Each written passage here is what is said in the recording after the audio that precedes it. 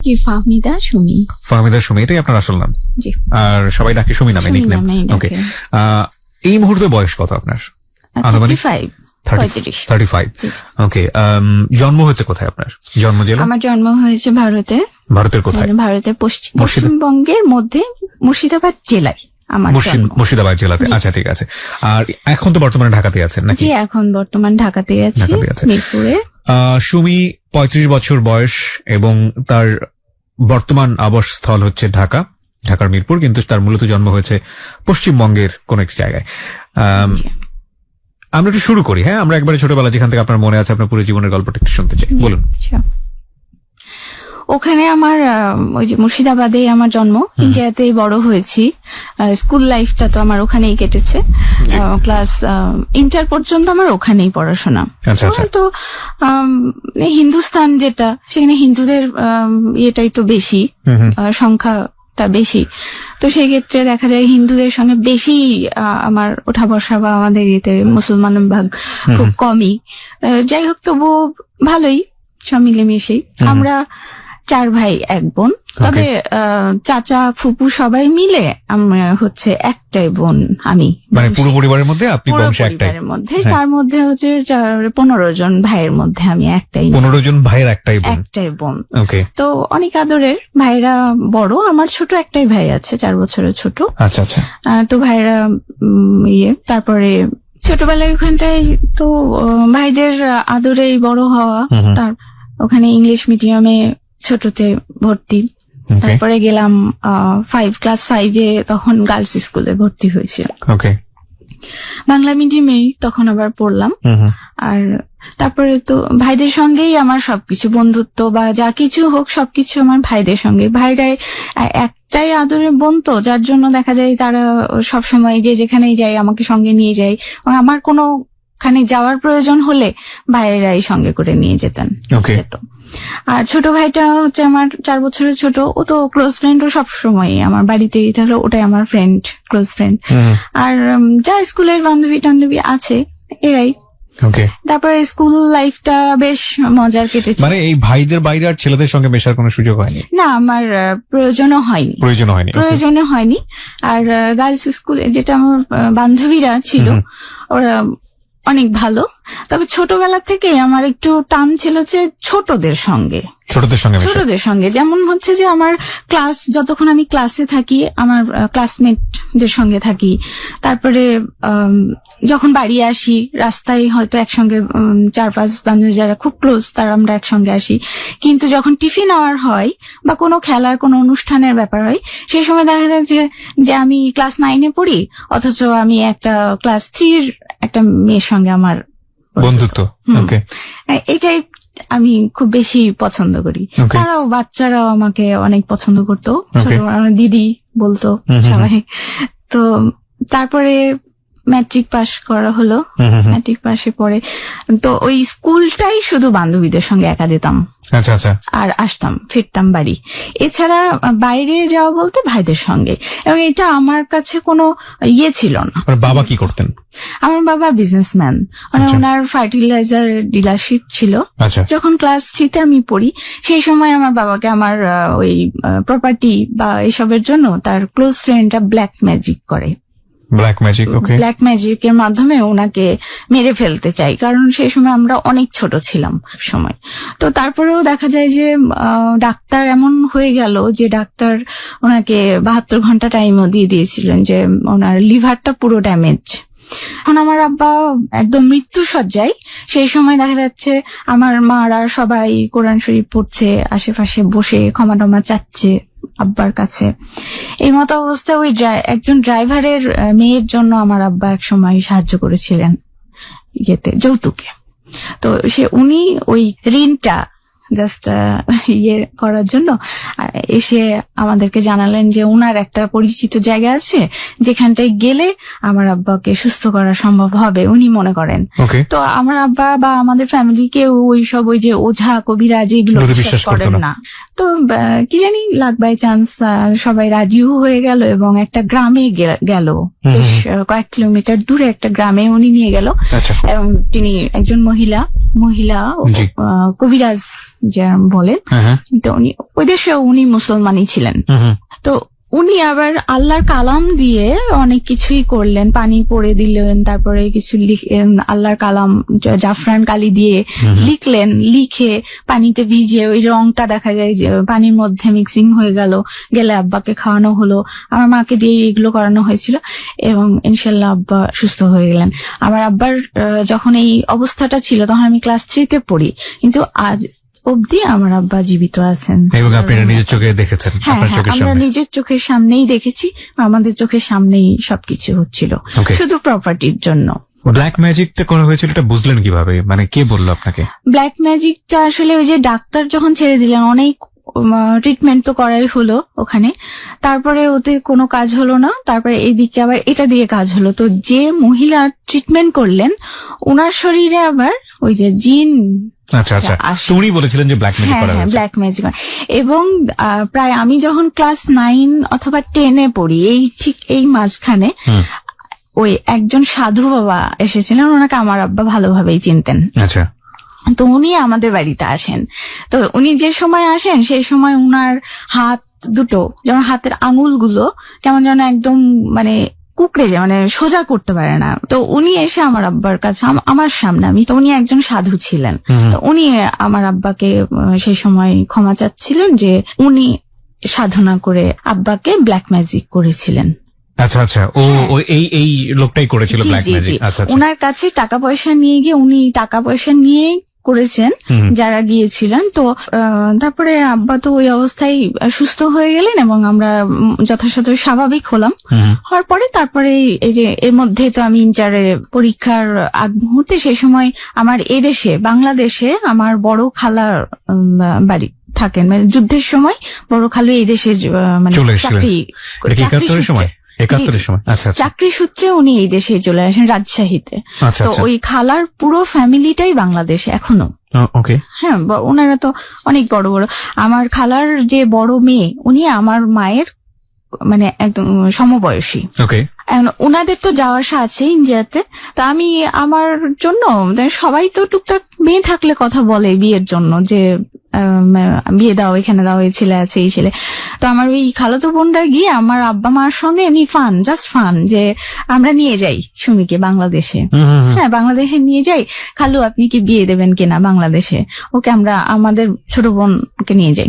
তা আব্বা এবং মা দুজনেই ছিলেন। ওনারা বললেন যে দেখো সবাই মিলে ছেলে, তো ওর ভাগ্যে যেখানে আছে সেখানে তো অবশ্যই হবে, আল্লাহর ইয়েতেই, ইচ্ছাই।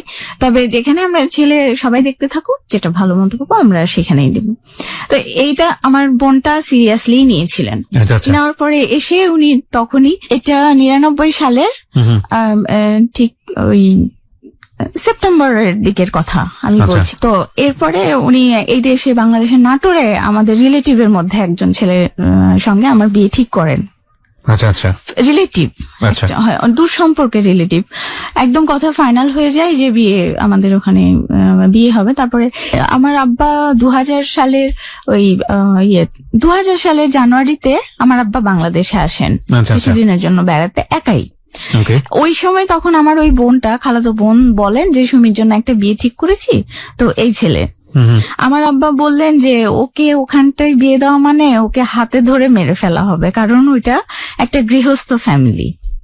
আপনার বাবাই কথা বললেন? হ্যাঁ হ্যাঁ, আমার বোনকে যে ওখানে তো দিলে, কারণ ও যে আদরে মানুষ হয়েছে, ও একটু রান্নাও করতে জানে না, মানে এমন যে। তো ওই গৃহস্থ ফ্যামিলির মধ্যে, এবং জয়েন্ট, তারা 8-9 জন ভাই বোন, মানে জায়গা থেকে একজন পিতা হিসেবে উনি ভেবেছেন যে আমাকে কষ্ট দেওয়া হবে। উনি বললেন না, এটা হবে না, তুমি অন্য জায়গায় দেখো। তা আমার বোন জিজ্ঞেস করেছিলেন যে তাহলে খালু আপনি সুমির জন্য কোন ধরনের ছেলে মানে পছন্দ করবেন। উনি বললেন যে একজন সিঙ্গেল, মানে সিম্পল ফ্যামিলি হবে, একা, মানে নিরিবিলি ফ্যামিলি, শাশুড়ি থাকবে, ছোট হয়তো দেবর ননদ একটা থাকলো, একটা যার একটা সিম্পল একটা ফ্যামিলির মধ্যে ওর বিয়ে দিলে ভালো হবে। তো তখন প্রস্তাবটা এদিকে গেল।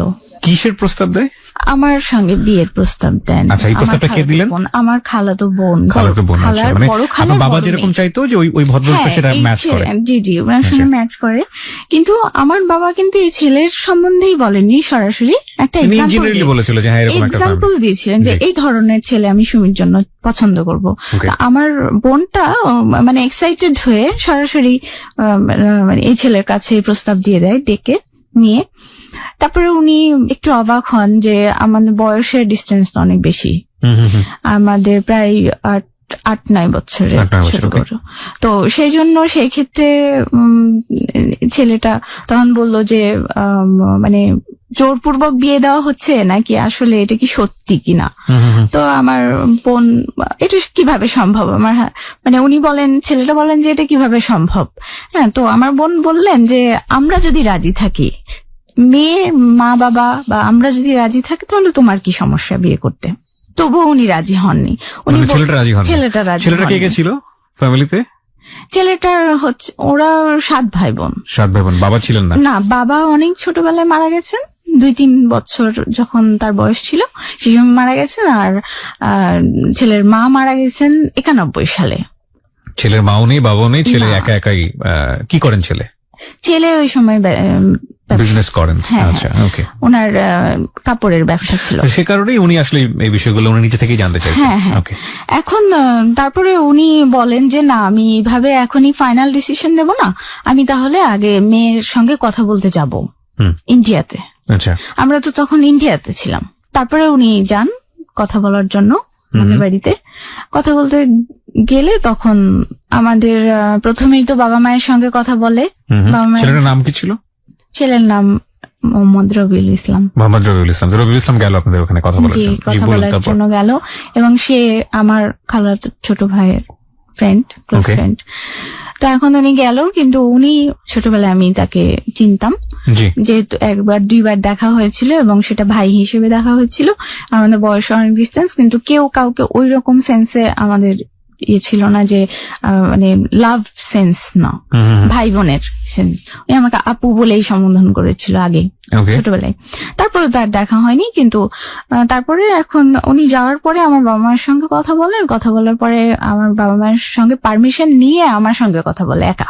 আমাকে বললেন যে আমি মানে এসেছি এর জন্য, যে আমার কাছে বিয়ের প্রস্তাব গেছে, তা আমি এই জন্য আমি এসেছি কথা বলার জন্য। এখন তুমি কি রাজি আছো কিনা বিয়ের জন্য, হ্যাঁ, বা তোমার সম্মতিতেই কি এই প্রস্তাবটা গেল কিনা, কারণ আমি তো কখনোই ওই দৃষ্টিতে তোমাকে দেখিনি। হ্যাঁ, আর আমার মধ্যেও ছিল না। এবং তারপরে এটা বললেন যে আমার কি কোনো ওই দেশে কোনো অ্যাফেয়ার আছে কিনা, যদি কোনো বয়ফ্রেন্ড বা কোনো রিলেশন থাকে, বা সেই ক্ষেত্রে হয়তো বাবা মা জোর করে বিয়ে দেওয়ার চেষ্টা করছেন, সেক্ষেত্রে উনি উনার তরফ থেকে বিয়েতে না করে দিয়ে উনি চলে আসবেন। তো সেটাতেও আমার কোনো ইয়ে ছিল না। আমি তখন বললাম যে না, আমার কোনো অ্যাফেয়ার নেই, এবং আমার বাবা মা যেখানটায় আমার বিয়ে দেবেন আমার সেখানটায় আমি রাজি আছি, আমার কোনো আপত্তি নেই। উনি সেখানটায় আমাকে দুটো কথা বলেছিলেন, যেটা আমার খুব ভালো লেগেছিল, যে উনি আমাকে অনেক বেশি যে কোটিপতি বা অনেক বেশি টাকা পয়সা দিয়ে সুখে রাখবেন, এটা উনি করবেন না। উনি জাস্ট একটা মিডল ক্লাস ফ্যামিলির ছেলে, এবং উনি জাস্ট ডাল ভাত খাইয়ে আমাকে সুখে রাখতে পারবেন ইনশাল্লাহ, এটুকু কথা দিয়েছিলেন। আচ্ছা আচ্ছা। এই কথাটা আমার অনেক ভালো লেগেছিল। আমার সঙ্গে কথা বলে আসার পরে উনি ফিরে আসলো। তারপর আমি ওইদিকে পরীক্ষা টরীক্ষা দিলাম। দেওয়ার পরে এর মধ্যেই আমার এই দেশে যে বড় খালার বড় মেয়ে, উনি আমার বড় বোন, খালাতো বড় বোন, উনি আমার গার্জেন হিসেবে মানে ছেলের বড় বোনের সঙ্গে কথা বলছিল বিয়ের ব্যাপারে, সমস্ত ব্যাপারে ওনারা কথাবার্তা বলছিল। কারণ সেই সময় আমাদের সঙ্গে ওইখানে সরাসরি ইন্ডিয়া আর বাংলাদেশের যোগাযোগটা খুব দুর্বল ছিল। তো আমরা সেক্ষেত্রে আমার আব্বা মার সঙ্গে সব কথা হতো না, কম হতো। কোনো মেসেজ গেল এখান থেকে, টেলিফোনে যোগাযোগ করতো অনেকদিন, 2 দিন 3 দিন পরে আমরা জানতে পারলাম মেসেজ বা কোনো লেটার পাঠানো হলো, তখন আমরা জানতে পারলাম যে মা বাবা জানতে পারলো যে এদেশে কি হচ্ছে আমার বিয়ের ব্যাপারে। তো তারপরে আমার আব্বা মায়ের ছেলে পছন্দ ওকে। হয়েছিল। তো সেই ক্ষেত্রে আর অতটা আপত্তি ছিল না যে একটাই মেয়ে তারপরেও বাংলাদেশে দিয়ে দিব, হ্যাঁ এত দূরে, এই ইয়েটা তাদের পরে ছেলের বোন আর আমার বোন, আমার খালাতো বোন, ওনারা আমাদের ঘটক হিসেবে কথাবার্তা এবং ডেট ফিক্সড করলেন। আমাদের মে মাসে 26 তারিখ ডেট হলো বিয়ের 2000 সালে। তারপরে আমি বাংলাদেশে আসি 18 তারিখ। মানে বিয়েটা কি বাংলাদেশেই হবে? জি, বিয়েটা বাংলাদেশেই হবে, কারণ ইন্ডিয়াতে এখান থেকে গিয়ে বিয়ে করে নিয়ে আসাটা সম্ভব নয়। আচ্ছা আচ্ছা। সবাই মিলে। আর তো এই কারণে আমাকেই আগে নিয়ে আসা হলো, আর আমার বাবা মা ভাই সবাই এলেন। আসার পরে এই দেশে আমার বড় খালার বড় মেয়ের বাড়ি থেকে আমার বিয়ে হলো। বড় খালার বাড়ি রাজশাহীতে, এবং আমার যে মানে হবু বর উনিও রাজশাহী কাছাকাছি। তো ছেলে পক্ষের ইচ্ছা ছিল যে একটু দূরে যাতে বর সেজে যেতে পারে, একদম এই বাড়ি ওই বাড়ি। এই জন্য আমার খালাতো বড় বোনের বাড়ি পুঠিয়া, ওখান থেকে আমাদের বিয়ে হবে, এটা ঠিক করা হলো, ডিসিশনটা হলো। তারপরে তো ওই 26 মানে গায়ে হলুদ, আগের দিন গায়ে হলুদ হলো। আর এই জিনিসটা আমাদের আবার খুব সিম্পল হয়েছিল। গায়ে হলুদটা যে এখন যেভাবে ঘটা করে হয়, ছেলের বাড়ি থেকে মেয়ের বাড়ি যায়, মেয়ের বাড়ি থেকে ছেলের বাড়ি আসে, এই জিনিসগুলো হয়নি। নিজেদের মধ্যেই হয়েছিল। ছেলের বাড়িটা ছেলেরা করেছে, আমরা মেয়েদের বাড়িতে মেয়েরা গায়ে হলুদ হয়েছে। আর তারপরের দিন বিয়ে, শুক্রবার ছিল সেদিন। তো ছেলেরা যাই পুঠিয়া, ওরা বর্ষে যে বিয়ে করতে যাওয়ার পরে তো আমি ওই সময় আমি বারান্দায় দাঁড়িয়েছিলাম, দোতলার উপরে আমার বোনের বাড়িতে বারান্দায় দাঁড়িয়েছিলাম। আমি নিজে দেখলাম যে বরের গাড়ি ঢুকছে গেটে, মেন গেটে। তো তারপরে এটা বেশ মজা লাগলো যে একটা বিয়ে বর আসছে। তারপরে আমাকে ঘরে ঢুকিয়ে নেওয়া হয়, আর দেখতে দেওয়া হয়নি। আর তারপরেই তো বর বিয়ে হয়ে গেল আপনাদের, ইনফ্যাক্ট। ওকে, হ্যাঁ। তারপরে বিয়েটা হলো। এর আগে তো আপনার সঙ্গে তার তেমন একটা কথাবার্তাও হয়নি না, ওই যে গেছিল, ওই একবার শুধু এতটুকুই কথা, গিয়েছিল, গিয়ে দেখা করেছে, এবং আপনি তার সম্পর্কে কিছু তেমন একটা জানেনও না। না, আমি নিজে ওই ছোটবেলায় একবার যেটা দেখেছিলাম ভাই হিসেবে, এইটাই দেখেছি এবং এতটুকুই জানি ওনার সম্পর্কে। আর বিয়ের আগে যে আমার সঙ্গে কথা বলার জন্য উনি গিয়েছিলেন, সেই সময় বেশ 4-5 দিন মতন ছিলেন উনি। সে সময় আমরা সবাই মিলেই ছিলাম, আমার ভাইরাও সঙ্গে ছিল, এবং সেই সময় যা কথাবার্তা হয়েছে ওনার সঙ্গে, পার্সোনালি আমাদের তেমন কিছু কথা হয়নি। বা বিয়ের আগে বিয়ে হলো, বিয়ে হয়ে আমার নিয়ে আসা হলো শ্বশুরবাড়ি। তো শ্বশুরবাড়িতে নিয়ে আসার পরে তো বরণ করে ঘরে নেওয়া হলো, তারপর বসিয়ে মালা বদল হলো, তারপরে মিষ্টি খাওয়ানো, ইন্ডিয়ার মেয়ে বাংলাদেশে। জি, হ্যাঁ। দিয়ে হওয়ার পরে তারপরে তো রাত্রি আমাদের বিয়ে যেদিন, মাঝখানে একদিন গ্যাপ, তারপরের দিন বউ ভাত রাখা হয়েছিল। আচ্ছা, হ্যাঁ, মাঝখানে একদিন গ্যাপ রাখা হয়েছিল। তো বিয়ের দিনে তারপরে আমার তো সেদিন বিয়ে তো হয়েই গেল, এখন তো উনি হাজবেন্ড। তো তারপর এখন উনি তো একা আলাদা বাড়িতে থাকতেন, একসঙ্গে জয়েন্ট আর কেউ নেই, যেহেতু শ্বশুর শাশুড়ি কেউ নেই, তো সবাই সেটেল আপন। আমার হাজবেন্ডও সেটেল। তো এখন উনি সবাই বিদায় টিদায় নেওয়ার পরে যেগুলো আনুষ্ঠানিকতা যেগুলো শেষ হলো, বিদায় নিয়ে সবাই গেল, যে যার বাড়ি চলে গেল, সবাই আশেপাশেই, সবাই কাছে কাছে রিলেটিভ রাজশাহীতে। আর ঢাকায় আমার বাড়িতে থাকলেন হচ্ছে আমার হাজবেন্ডের খালা আপন, মানে আমার শাশুড়ি তো নেই, উনি মা হিসেবে থাকলেন। আর আমার সঙ্গে গিয়েছিলেন আমার একজন ভাবি, দূর সম্পর্কের, আমার তরফ থেকে সঙ্গে যাই, মেয়ের সঙ্গে যাই। তো উনি গিয়েছিলেন, ওনারা একটা রুমে থাকলেন, আর আমরা হাজব্যান্ড ওয়াইফ তো একটা রুমে থাকলাম। তো তারপরে রাত্রি 12টা 12:30 এরকম হবে, এর মধ্যে সবাই গুড নাইট। তারপরে ঘরে, আমি তো আগে থেকে ঘরেই ছিলাম, তারপরে ড্রেস চেঞ্জ করে দিয়েছিল আমার মামাতো ননদ, উনি ড্রেস চেঞ্জ করে দিয়ে আমাকে ফ্রেশ করানো হয়েছিল, যে বিয়ের যে পোশাক আশাক ওইগুলো বাদ দিয়ে। তারপরে যখন হাজবেন্ড ফাইনালি রুমে যাই, তো তো রাইটে 12:30 একটার দিকে আমার হাজবেন্ড ঘরে আসেন। তো তারপর আমি তখন খাটে সাজানো একটা রজনীগন্ধা ফুল আর মাঝে মাঝে গোলাপ দিয়ে একটা সুন্দর খাট সাজানো হয়েছিল। তো অনেক সুন্দর, অনেক সুইট। আর বেডশিটটা ছিল একদম মেরুন। তো আমার হাজবেন্ড বিয়ে করবে তার আগ মুহূর্তে উনি নিজের বাড়িটা নিজে হাতে সাজিয়েছেন, যে তাকে নতুন যে বউ নিয়ে আসবেন আর সুন্দর করে নিজে হাতে সাজে। এবং বিয়ের যে ওই যে সাজানোটা, বেডটা সাজানো ফুল দিয়ে, এটাও উনি নিজেও নাকি নিজেই করেছেন? না, নিজেই করেননি, লোক নিয়ে এসে যারা করে ফুল দিয়ে যারা সাজায় ওনারা ছিল সাথে, উনিও participate. Okay okay, that's fine. Okay, কারণ তো বাট এগুলো ওনাকে নিজে থেকেই করতে হয়েছে যেহেতু ওনার ওরকম কেউ ছিলেন না। হ্যাঁ, জি। তো উনি তারপরে যখন গেলেন, আমি খাটের উপর বসা, এখন উনি যে ঢুকে দাঁড়িয়েছে আমার সামনে, আর আমি মানে একেবারে অনেক আবেগে, মানে কি বলবো, যে ওনাকে সামনে পেয়ে আমি একদম জোরে উঠে খাটে বসাছিলাম, এত স্পিডে এসে তাকে আমি জড়িয়ে ধরি। কেন? এক ছিল যে উনি একদম নতুন একটা দেশে আমি এসে পড়ে গেলাম, তারপরে হচ্ছে সবাই নতুন, আর আমি তখন একদম মানে আঙুল ধরা ভাইদের হাত ধরে চলা মেয়ে থেকে হুট করে বিয়ের পিড়িতে বসে গেলাম। নার্ভাস অর সামথিং লাইক, যে অনেক ফিল করছিলেন? এটা জাস্ট আমার সেই মানে আমি স্বস্তি পাচ্ছিলাম। আমি যতটুকু বুঝতে পারছিলাম যে ব্যাপারটা এরকম হয় না যে অনেক সময় পাশাপাশি দুজন হাঁটছে, হঠাৎ করে একটা বজ্রপাত হলো, দাম করে মেয়েটা ছেলেটাকে জড়িয়ে ধরলো, মানে লাইক আপনার এনভায়রনমেন্টে এরকম ছিল যে হঠাৎ করে সবকিছু হয়ে যাচ্ছে, কিছু বুঝতে পারছেন না, এবং ভিতরে ভিতরে একটু ইনসিকিউর ফিল করা, একটু নার্ভাস থাকা, এবং সামহাও কেউ একজন থাকলে তাকে তার হাতটা ধরা আর কি। আর এই যে শ্বশুরবাড়ির দিকে আমার মানে বাংলাদেশে উনি একমাত্র আমার পরিচিত ছিল, এবং উনি আমি কমফোর্টেবল ওনার কাছে। ওকে ওকে। কারণ এই যে বলেছিলাম, আগেই বলেছিলাম যে ছোটতে একবার একটু দেখা হয়েছিল। না, একবার না, ছোটতে, আচ্ছা, অনেক ছোটতে, তখন আমি ক্লাস 5-এ পড়ি, এই সময় ওনার সঙ্গে দেখা হয়েছে, কিন্তু উনি আমাকে বোন হিসেবে কিন্তু ট্রিট করেছেন। ভদ্রলোকের নামটা কি? রবি।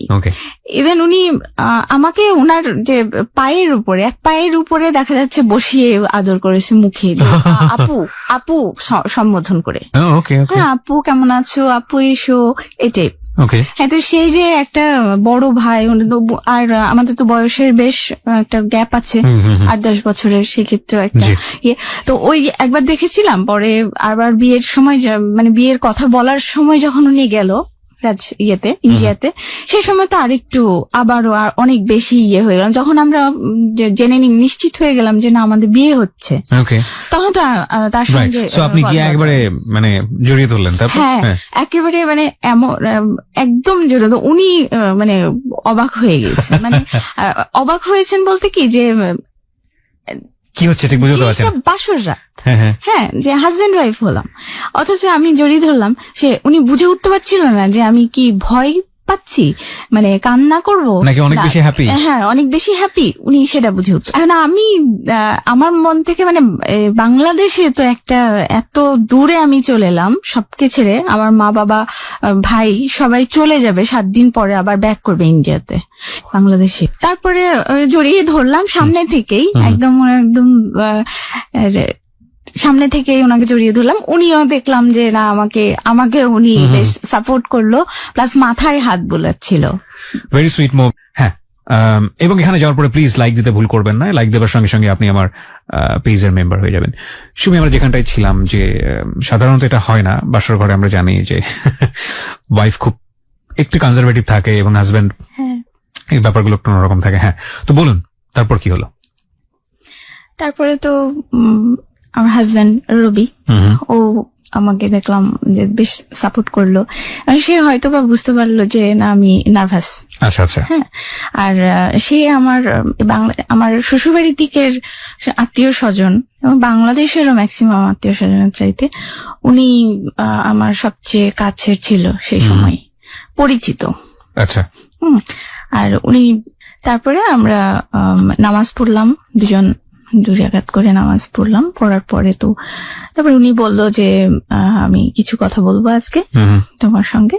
উনি আমার সঙ্গে কিছু কথা শেয়ার করলেন, যেমন আমার ননদ যিনি, উনি বড় মায়ের মতো, হ্যাঁ, তো আমার হাজবেন্ডকে উনি মানুষ করেছে, হ্যাঁ, তো উনি আমার হাজবেন্ডের মায়ের ভূমিকা রাখে এবং উনি আমাকে একজন গার্জিয়ান হিসেবে আমাকে বিয়ে করিয়ে নিয়ে আসে। মানে উনি যেটা বোঝালেন যে মানে আপনার ননদ উনি হলো আপনার হাজবেন্ডের এক অর্থে মায়ের মতো উনি সবকিছু গার্জিয়ান এক কথায়। আর তো ওনার কথা বললো, আর ওনার একমাত্রই সন্তান ছেলে, ওনার কথা বললো যে ওরা দুজন রবির খুব কাছের মানুষ এবং তারা গার্জিয়ান, বা ছেলেটা আদরের খুব ছোট, তো তাদেরকে আমিও যেন ওই ভাবেই গ্রহণ করি, আর ওদের কোনো কষ্ট হলে পরে রবিও খুব কষ্ট পাই, এটা বললো। তারপরে আমাকে বললো যে বন্ধু হিসেবে নেওয়ার জন্য সবসময় আমি যেন সবসময় তাকে বেস্ট ফ্রেন্ড হিসেবেই রাখি, আর কোনো কিছু ভেতরে থাকবে না আমাদের মধ্যে। তো সেই সবগুলো মিলিয়েই কিছু কিছু কথা উনি বললেন আমাকে সেই দিন রাত্রে। তো সেটা আস্তে আস্তে আমিও একটু, আপনার জায়গা থেকে কিছু বলার ছিল তাকে? আমার তরফ থেকে আমি কিছুই বলিনি। মানে আজকে যা বলার তুমি বলো না, সারা জীবন তো আমি বলবো, তুমি শুনবা। This is really funny and interesting thing is, এটা নিয়ে অনেক জোকও হয় যে এক রাতেই শুধুমাত্র ছেলেরা বলে এবং এরপরে সারা জীবনের জন্য তাদের মুখ চুপ হয়ে যায়, বাকি সারাটা জীবন শুধু মেয়েরা বলে। ওকে, হ্যাঁ বলুন। না, সেই দিন আসলে বলার মতন আমার কোনো ছিল না, মানে যাই হোক। তারপরে সেদিন রাত্রে তো এই কথা বলতে বলতেই আমরা এক পর্যায়ে ঘুমিয়ে পড়ি। ভোরবেলায় উঠতে হয়েছে। পরের দিন আমাদের বিয়ের গ্যাপ ছিল, বউ ভাতটা একদিন পরে হয়েছে।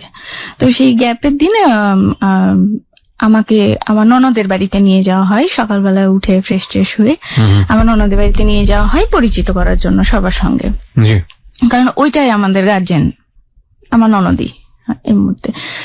তো গেলাম, গিয়ে ওইখানটায় সময় কাটালাম, সারাটা দিনই প্রায় ওখানটায় সময় কাটানোর পরে সবার সঙ্গে মিট করলাম এবং আমাদের যত গেস্ট ছিল শ্বশুরবাড়ির দিকের, ঢাকার থেকে বা আশপাশ থেকে যারা সবাই গিয়েছিল, সবাই আমার ননদের বাড়িতেই ছিল এবং ননদের বাড়িতেই সবাই থাকতে পছন্দ করে। তো ওখানেই সবার সঙ্গে ভালোভাবেই পরিচয় হলো। আমি তো এমনিতেই চুপচাপ খুব বেশি, আর নতুন জায়গা, আরো বেশি কথা বলতে পারছি না।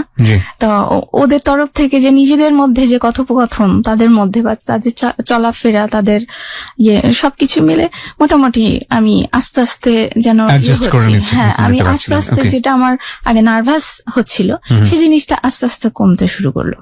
দ্বিতীয় দিনটা শেষ হয়ে গেল, আবার ফিরে এলাম বাড়িতে। ফিরে আসার পরে আবার রেস্ট। তারপরের দিন আমাদের বউ ভাতের দিন তো সকালবেলায় উঠে আমার মামাতো ননদ, ওনার দায়িত্বে ছিল আমাকে রেডি করে কমিউনিটি সেন্টারে নিয়ে যাওয়ার জন্য। তো আমি ওই সকালবেলায় উঠে ফ্রেশ হয়ে আমার ননদ নিয়ে গেল পার্লারে।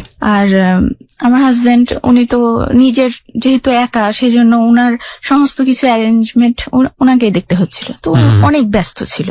তো ওই দিন প্রথম বউ ভাতে গিয়ে বসলাম। বসার পর ওখানে তো বউ সেজে বসা, সবাই আসছে দেখতে এক এক করে। তো দুটো আমার ওইখানকার একটা সুন্দর কথা আমার খুব প্রিয়, সেটা হচ্ছে দুজন বাচ্চা ওই 6-7 বছরের, দুজনের 1 বছরের গ্যাপে, 2 ভাই বোনরা গেস্টের মধ্যেই। তো ওরা দুজন এসে আমাকে দেখার পরে বললো যে ওয়াও, একটা পুতুল। এই বাচ্চা মেয়েরা, ছেলে মেয়ে বলেছে, এই জিনিসটা আমার খুব টাচ করেছিল। তারপরে আবার তো বাড়ি ফিরে গেলাম, সংসার জীবনটা শুরু হলো। সংসার জীবনে এবার সেই দিন রাত্রেবেলা আমরা গেলাম ননদের বাড়িতে। ননদের বাড়ি থেকে ফিরে রাত্রে বাড়ি। তার পরের দিন থেকে আমাদের প্রথম স্টার্ট হলো সংসার জীবন। ওকে, একই বাড়িতে শুধুমাত্র আপনি এবং আপনার হাজবেন্ড? আমি, আমার হাজবেন্ড, আর সেই দিন আর কেউ নেই আমাদের বাড়িতে। মানে এটাই রিয়েল লাইফ ইনফ্যাক্ট। ওকে, পরদিন সকালবেলা ও একটু বেরোতে হবে তাকে, তো সেখানে নাস্তা বানিয়ে আমি রেডি করে দিই।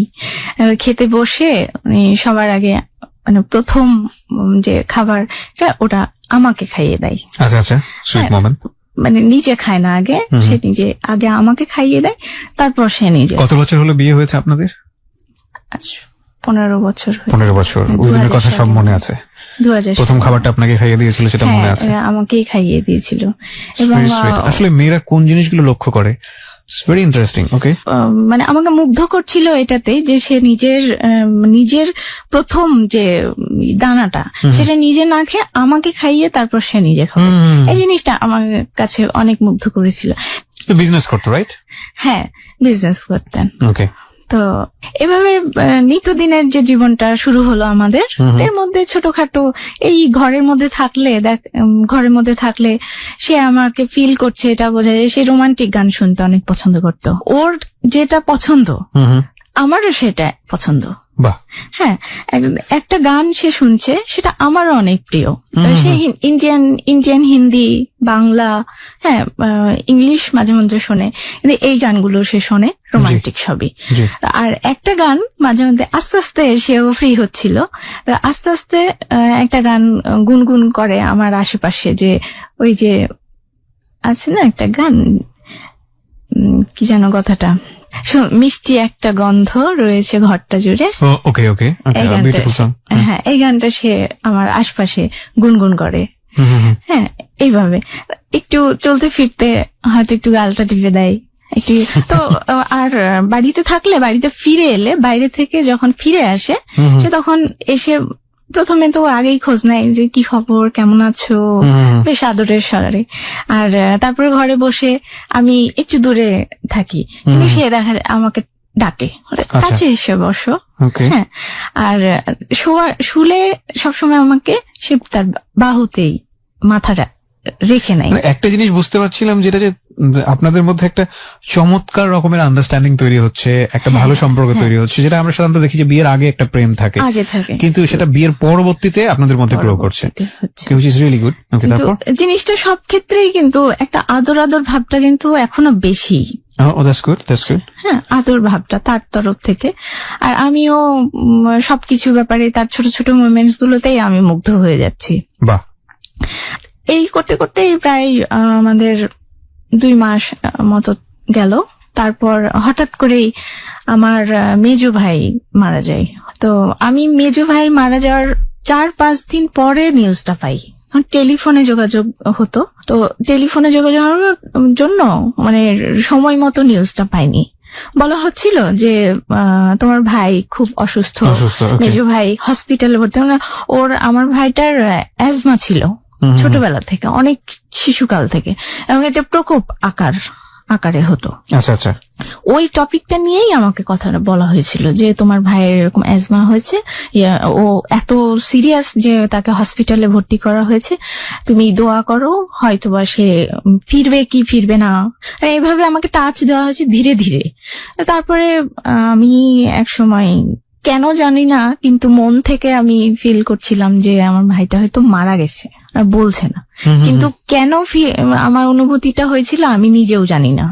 তো আমার ভাগনা ও মোটরসাইকেলে করে, আমার মন খারাপের জন্য মোটরসাইকেলে করে একটু রাজশাহী ইউনিভার্সিটির দিকে ঘোরাতে নিয়ে যাই। আচ্ছা। তো ওকে আমি বলছিলাম যে জানো তো আমার ভাই হয়তো মারা গেছে, আমার মনে হচ্ছে, কিন্তু সবাই বলছে অসুস্থ, আমার মনে হচ্ছে মারা গেছে। আচ্ছা। তো তারপরে ও কিছু বলল না, বাড়িতে এসে জানিয়েছে যে মামি তো জেনে ফেলেছে, বুঝতে পেরেছে। তখন সবাই মিলে বসে আমাকে বলা হলো যে হ্যাঁ তোমার ভাই মারা গেছে, কিন্তু আমরা বলিনি কারণ তুমি তো কাঁদতে পারো না, কোথাও শকের মধ্যে চলে যাও, কারণ ওটা খুবই আমার অনেক বেশি প্রিয় ভাই ছিল। আচ্ছা আচ্ছা। তো এই কারণে যে শকে চলে যাব দেখে আমাকে বলা হয়নি যে তোমাকে সরাসরি নিয়ে যাওয়া হবে ওই দেশে। ওকে। তো তারপরে আমরা 9 দিন পরে যেতে পাই। আমার পাসপোর্ট হয়ে আসার কারণে দেরি হয়েছিল দেখে আমরা 9 দিন পরে আমরা ইন্ডিয়া যাই। আচ্ছা। রবি নিয়ে যাই আমাকে ইন্ডিয়াতে। ওকে। আমার ভাই মারা যাওয়ার 9 দিন পরে। তো ওইখানে গিয়ে তারপরে আস্তে আস্তে ওখানে বেশ 15 দিন মতন ছিলাম, 15-16 দিন এরকম ছিলাম আমরা ইন্ডিয়াতে আমাদের বাড়িতে। এই সময়টাই আমি আর রবি অনেকটা সময় একসঙ্গে কাটিয়েছি। তো ওই সময়টা তো বেশ রিল্যাক্সেও ছিল দুজন। তো এইখানটাই আমার হাজবেন্ড আমাকে বোঝাচ্ছিল একদিন বসিয়ে বোঝালো যে দেখো তুমি হয়তো আমার সঙ্গে অনেকটা মানে লজ্জা পাও বা নিজেকে হয়তো গুটিয়ে রেখেছো, সবকিছু মিলেই তোমার মধ্যে একটা জড়তা, বা তুমি আমাকে খুলেও কিছু বলো না, হয়তো দুঃখ পেলেও সেটা চেপে রাখো, আর কোনো ভালো কথা হয়তো বলো না।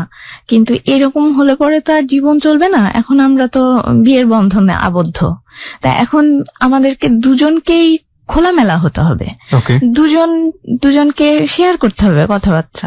এটা যদি না হয় তো দেখা যাবে আমি আমার তরফ থেকে আমি খুব এনজয় করছি লাইফে, তুমি বোর ফিল করছো বা তুমি একটা মানসিক ভাবে নির্যাতিত হচ্ছ। এটা হতে পারে, কিন্তু সেটা তোমাকে একটু খোলামেলা হতে হবে। তোমার কোনো কষ্ট হলে সেটা আমাকে বলো, বা তোমার যদি কোনো চাওয়া পাওয়া থাকে সেটাও আমাকে বলো। এবার সে অনেক বুঝিয়েছিল, তো সেটা বেশ ভালো লেগেছে। আস্তে আস্তে এর মধ্যে তো আমিও আস্তে আস্তে তাদের আচার আচরণে আমিও অনেকটা সহজ হয়ে গেছি। কিন্তু আমি যেহেতু অতিরিক্ত কম কথা বলি, সেই জন্য তাদের মনে হচ্ছিল যে আমি বোধহয় কষ্টে আছি। কিন্তু ন্যাচারালি আমি খুবই কম কথা বলি। যাকে এরপরে আমার যখন বিয়ের কথাবার্তা হয়, সেই সময় আমার হাজবেন্ড আমাকে কথা দিয়েছিল যে সে আমাকে বিয়ে অনার্স করাবে। আমি চেয়েছিলাম যে অনার্স পাশ করে বিয়ে করব, বিয়েতে রাজি, তো অনার্স করার পরে, কমপ্লিট করার পরে। কিন্তু উনি বলেছিল যে না, যদি রাজি থাকো তাহলে এখনই আমি পড়াবো, তোমাকে পড়তে চাও এটা কোনো ব্যাপার না, এটা আমিও পছন্দ করি, তো এটা আমি নিয়ে গিয়ে আমার কাছে রেখে পড়াতে চাই। আচ্ছা, তো যদি তুমি রাজি থাকো তাহলে বিয়ে এখনই হবে। ওই জিনিসটা কিন্তু উনার মাথায় ছিল। আর তো এর মধ্যে আমি যখন যাই 2 মাস পর, তখন ওই দেশে আমাদের আবার ওই ইন্টারের রেজাল্ট বের হয় ঠিক ওই সময়টাই। তো এই সময় তখন ওই রেজাল্টটা, সার্টিফিকেটও হাতে পেয়ে গেলাম, বেশ একটা সুযোগ পেয়ে গেলাম। তো ওই সার্টিফিকেট তুলে নিয়ে আমরা আবার ফিরে আসি দেশে। দেশে ফিরে আসার পরে উনি, আমার হাজবেন্ড নিজের চেষ্টায় রাজশাহী মহিলা কলেজে আমাকে ভর্তি করলো পড়াশোনার জন্য। ভর্তি করলো, তবে আমার কোনো ইচ্ছা ছিল না, কারণ আমি এই দিকটাই আবার হালকা পাতলা ভাবে কানে আসছিল যে তারা বউকে চাকরি করাবে না, হ্যাঁ পছন্দ করে না, সাংসারিক একটা মেয়ে চাই। সেই ক্ষেত্রে আমার মনে হচ্ছিল যে থাক, আর কি হবে পড়ে টরে। তো কিন্তু এটা সম্পূর্ণ রবির প্রচেষ্টা ছিল যে আমাকে পড়ানোর ব্যাপারটা। ভর্তি হলাম। ভর্তি হওয়ার পরে তারপরে তো পড়াশোনা শুরু হলো, রেগুলার ক্লাস করি। তো এই সময়টাই রবি আমাকে অনেক করেছে, সাপোর্ট দিয়েছে, মেন্টালি সাপোর্ট। এবং যে আমি তখন সব আস্তে আস্তে শান্তশিষ্ট বা সব যাই হোক, তার জন্য সবাই পছন্দ করতে লাগলো। আমি আস্তে আস্তে সবার আশপাশ, সবার আত্মীয় স্বজন সবারই প্রিয় হতে শুরু করলাম। এর জন্য ম্যাক্সিমাম দিনেই আমার বাড়িতে সন্ধ্যাবেলায় গেস্ট থাকতো। তো আমরা হাজব্যান্ড ওয়াইফ যে একা, আমরা সময় পেতাম একদম রাত্রি 12টার পরে, যে নিজেদের গল্প, নিজেদের যে দুষ্টুমি যাই হোক সবকিছু রাত্রি 12টার পরেই সময় পেতাম আমরা। এখন ওনার সমস্ত কিছু ব্যাপারই আমাকে আস্তে আস্তে মুগ্ধ করতে শুরু করলো। হ্যাঁ, তো এখন আচ্ছা, আমার ক্লাস শুরু হলো, তখন পড়াশোনা, পরীক্ষা, এগুলো এর মধ্যে সবকিছু। তো ওই পড়াশোনার সময় সে আমাকে অনেক সাপোর্ট করেছে এবং হেল্প করেছে। যেমন ওই সন্ধ্যা টন্ধ্যার ব্যাপারে সবসময় দেখা যায় বাসায় কেউ না কেউ গেস্ট থাকেই, পড়াশোনায় ব্যাঘাত ঘটতো হয়তো, কিন্তু রাত জেগে পড়ার জন্য সে অনেক আমাকে করতো, হেল্প করতো। আমি রাত জেগে পড়ছি, সে ঘুমায় না, সে আমার জন্য কফি বানিয়ে, একটু পরপর কফি বানিয়ে এনে দেয়, বা একটু হরলিক্স করে এনে দিল, বা খোঁজ নেয়।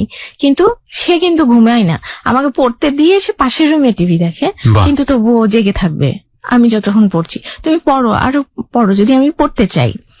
এভাবে তার জন্যই মানে বেশ আমার ইয়েটা পাওয়া। তারপরে পরীক্ষা হলো, পরীক্ষার পরে তো রেজাল্ট যেদিন, আমি তো রেজাল্টে আমি ভয়ে যাইনি রেজাল্ট দেখতে, যে একে তো শ্বশুর বাড়িতে আবার পড়াশোনার তো যদি খারাপ রেজাল্ট হয় তাহলে তো একদম বদনামে শেষ থাকবে না। কিন্তু রবি যাই, গিয়ে এসে রেজাল্ট দেখে, কিন্তু সেকেন্ড ক্লাস পেয়েছিলাম, মার্ক ভালো ছিল। ও রেজাল্টটা দেখেই ফেরার পথে সে আগেই ফোন করে জানাই, তার বোনকে জানাই সবার প্রথমে, তারপর আমাকে বলে, তো তার চোখে পানি। হ্যাঁ, সে এত খুশি যে তার চোখে পানি, সে কাঁদছে। তারপরে ফিরে এসে খুশিতে একদম অনেক মিষ্টি বিতরণ করেছিল।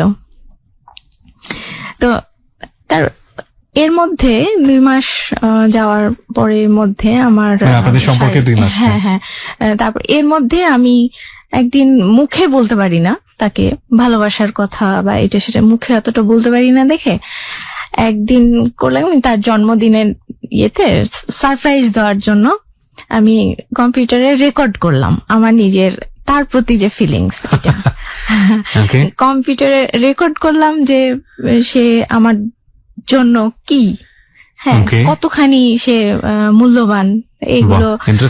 হ্যাঁ, এটা সে আমার এক কথা বলতে গেলে অভিভাবক, তারপর সে আমার মানে অনেক প্রিয়, বা এটা যত কিছু আমার মনের মধ্যে ছিল আমি সুন্দর করে গুছিয়ে তার জন্য রেকর্ড করে রাখলাম, যে সে এসে কম্পিউটার খুলবে তো গান শোনার জন্য, জানি তো খুলে সে রেকর্ডিংটা পাবে।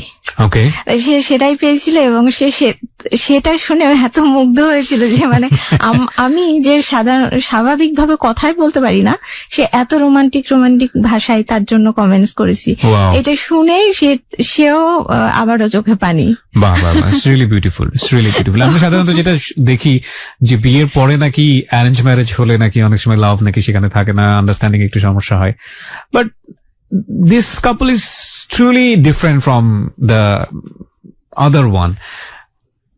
Yeah, that's really good. বলুন তারপরে উঠে এসে যে অবাক হয়ে অনেক কিছু আমাকে বলছে যে তুমি বলতে পেরেছো বা এটা সেটা, আবার জড়িয়ে ধরে খুব আদর করলো বেশ। তো আমারও অনেক ভালো লাগলো।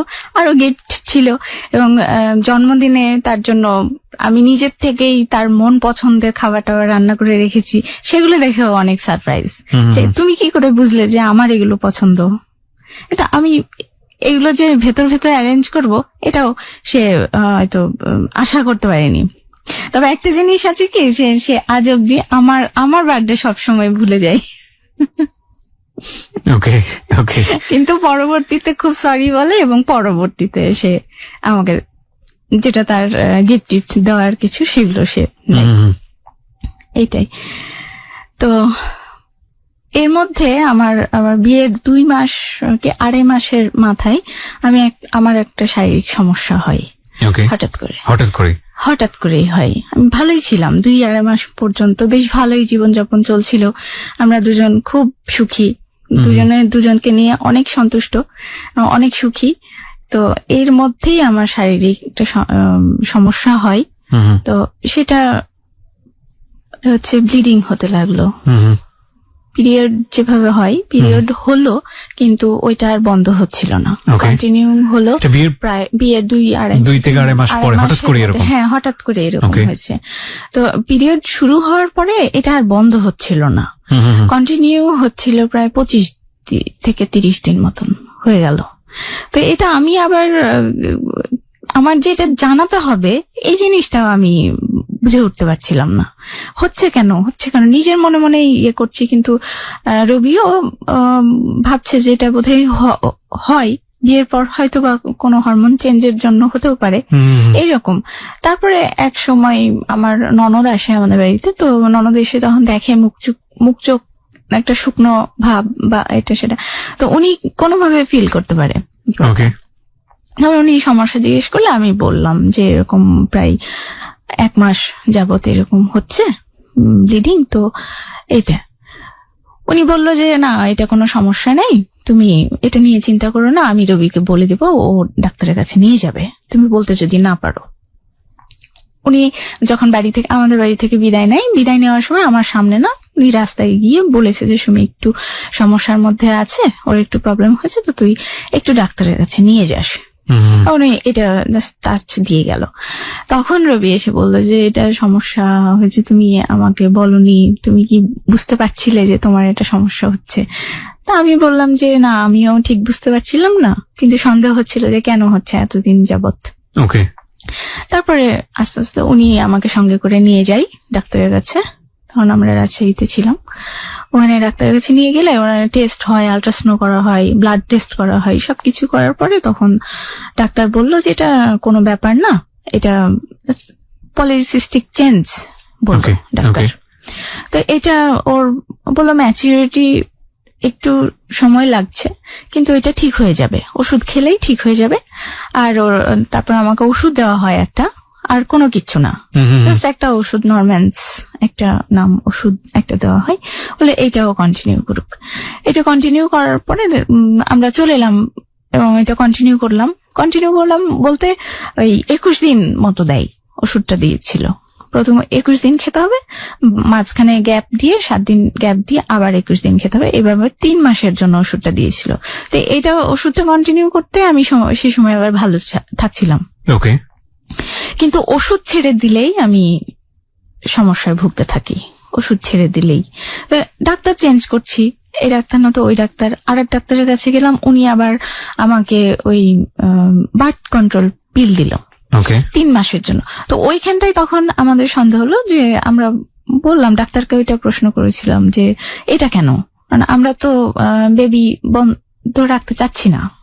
হ্যাঁ, তো ডাক্তার বলল যে আসলে এটাও একটা হরমোনের কাজ করে, এই 3 মাসের যদি কোর্সটা করে ও, তাহলে মানে পিরিয়ডটা মানে রেগুলার হয়ে আসবে। আচ্ছা, তো এটা করুক, এটা ভয়ের কিছু নেই বা কোনো সমস্যা হবে না এটাতে। ওইটা আবার করলাম। এটার পরেও আবার ওষুধ ছেড়ে দিলেই আমার সমস্যাটা শুরু হয়ে যায়, ভালো থাকি না। আর তারপর এরপরে এই করতে করতে আস্তে আস্তে আবার ঢাকায় এলাম, ঢাকার দিকে দেখানোর জন্য, ট্রিটমেন্টের উদ্দেশ্যে শুধু ঢাকায় আসি। ঢাকায় এসে ডাক্তার দেখায় একজনকে, ওই একই ওষুধ, কমন ওষুধ দেয়, ডাক্তার চেঞ্জ করার পরেও একই ওষুধই আমাকে দেওয়া হয়, এর উপরে কখনো দেওয়া হয়নি ইনজেকশন বা আর কিছু, বা অন্য কোনো অ্যাডভাইসও ডাক্তার করেনি। ওকে, প্রিয় শ্রোতা, আমরা জায়গাটা ছোট্ট একটা বিরতি শোনা আমার চালু ছিল, আর ফ্যামিলিগতভাবে তেমন বাইরের কাউকে জানানো হচ্ছিল না যে আমার অসুখ। বাইরের লোকজন জিজ্ঞেস করলে, মানুষজন তো বিয়ের পরেই একটা ইয়ে থাকে যে কবে বেবি হবে, এটা একটা। আর যেহেতু আমরা একদম একা দুজন, আর তো এজন্য আমার হাজবেন্ড সবসময় আমাকে বললো যে না, এটা বলার এখনই দরকার নেই, বলো যে না আমরা কয়েক বছর পরে বেবি নেবো, এটা বলো। আর মানুষের প্রশ্নের সম্মুখীন হতে পারে, নানান ধরনের কথা আসতে পারে। তো ও বললো যে না, এটা বলা দরকার নেই। তো আমরা এটাই বলে কাটাতাম যে না, আমরা পড়াশোনাও করছিলাম পাশাপাশি, তো এটা মানুষজন বিশ্বাস করতো যে আচ্ছা ঠিক আছে, এখন পড়াশোনা করছে, তো হয়তো কয়েক বছর পরে নেবে বেবি। তো আমার সমস্যাটা সম্পূর্ণ আমাদের ভেতরেই ছিল, আমার ননদ আর আমার হাজবেন্ড, আমরা জানতাম শুধু। এর মধ্যে আমার হাজবেন্ড আমার দিকটাই খুব খুব মানে ধৈর্যশীল এবং সহনশীল আমার প্রতি। তার মধ্যে কোন রকম এত যে আমার সমস্যা, শারীরিকভাবে আমি সবসময় অসুস্থ থাকছি বা কিছু, কিন্তু তার মধ্যে কখনোই দেখি না যে সে বিরক্ত, বা তার মধ্যে উফ পর্যন্ত একটা শব্দ শুনি না। বরঞ্চ আমি কোনো সময় দুঃখ করলে, আমি যদি কোনো সময় বলি যে আমার এরকম সমস্যা হচ্ছে বা এই সেই, মন খারাপ করলে সে সবসময় এই কথাটা বলে, এটা তো আমারও হতে পারতো, তাহলে কি তুমি আমাকে দেখতে না? তো এই যে সাপোর্টটা মানসিক ভাবে, এটা আমি অনেক অনেক পেতাম। এইরকম আমার ননদও সেই সময় বলতো যে না, এটা কোনো ব্যাপার না, অনেকের দেরিতে ইয়ে হয়। আর এমনিতেই যে ডাক্তার যেটা বলতো যে ওর কনসিভ করলেই ব্লিডিংটা বন্ধ হয়ে যাবে, ডাক্তার এটা বলতো? হ্যাঁ, Okay. সব সময় যে ডাক্তারের কাছে যাই, ডাক্তার একই ট্রিটমেন্ট দিত এবং ডাক্তার এটাই বলতো, কারণ আমার টেস্টে কিছুই ধরা পড়ছিল না। তো এইভাবেই চলছিল, ডাক্তারের ওষুধপত্র খেয়ে, আর এদিকটাই তো পারিবারিক জীবনটা তো চলছে সমানে। এর মধ্যে যে সবকিছু স্বাভাবিকই আছে, কিন্তু আমার হাজবেন্ডের দিক থেকে কোনো নেগেটিভ আমি কিছু দেখতাম না কখনোই। সে ওই অবস্থাতেই আমাকে, আমার অসুস্থ থাকলে সে বাড়ির কাজে অনেক সময় হেল্প করেছে আমাকে। তো এভাবে চলতে চলতে এক সময় আমার হাজবেন্ড বিজনেসে অনেক বড় লস খায়। ওকে।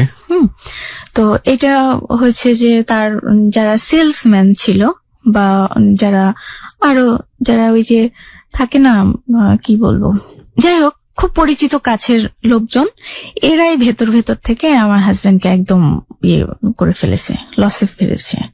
তো এই জিনিসটা যেহেতু খুবই কাছের লোকজন ছিল, আমার হাজবেন্ড খুব বেশি বিশ্বাস করতো তাদেরকে, তখন উনি সিদ্ধান্ত নেয় যে না, সে বিজনেস ক্লোজ করে দিবে।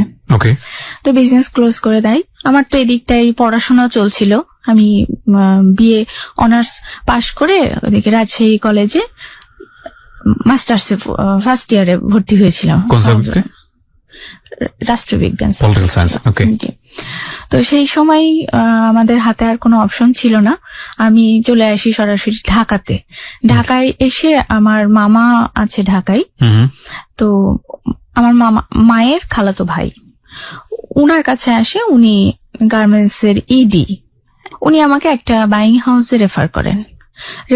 আমার ইন্টারভিউ হয়, ইন্টারভিউ হয়ে প্রথম জব আমি পাই। তো তখন উনি আগে তো ওনার কোনো এক্সপিরিয়েন্স ছিল না, জব এক্সপিরিয়েন্স ছিল না।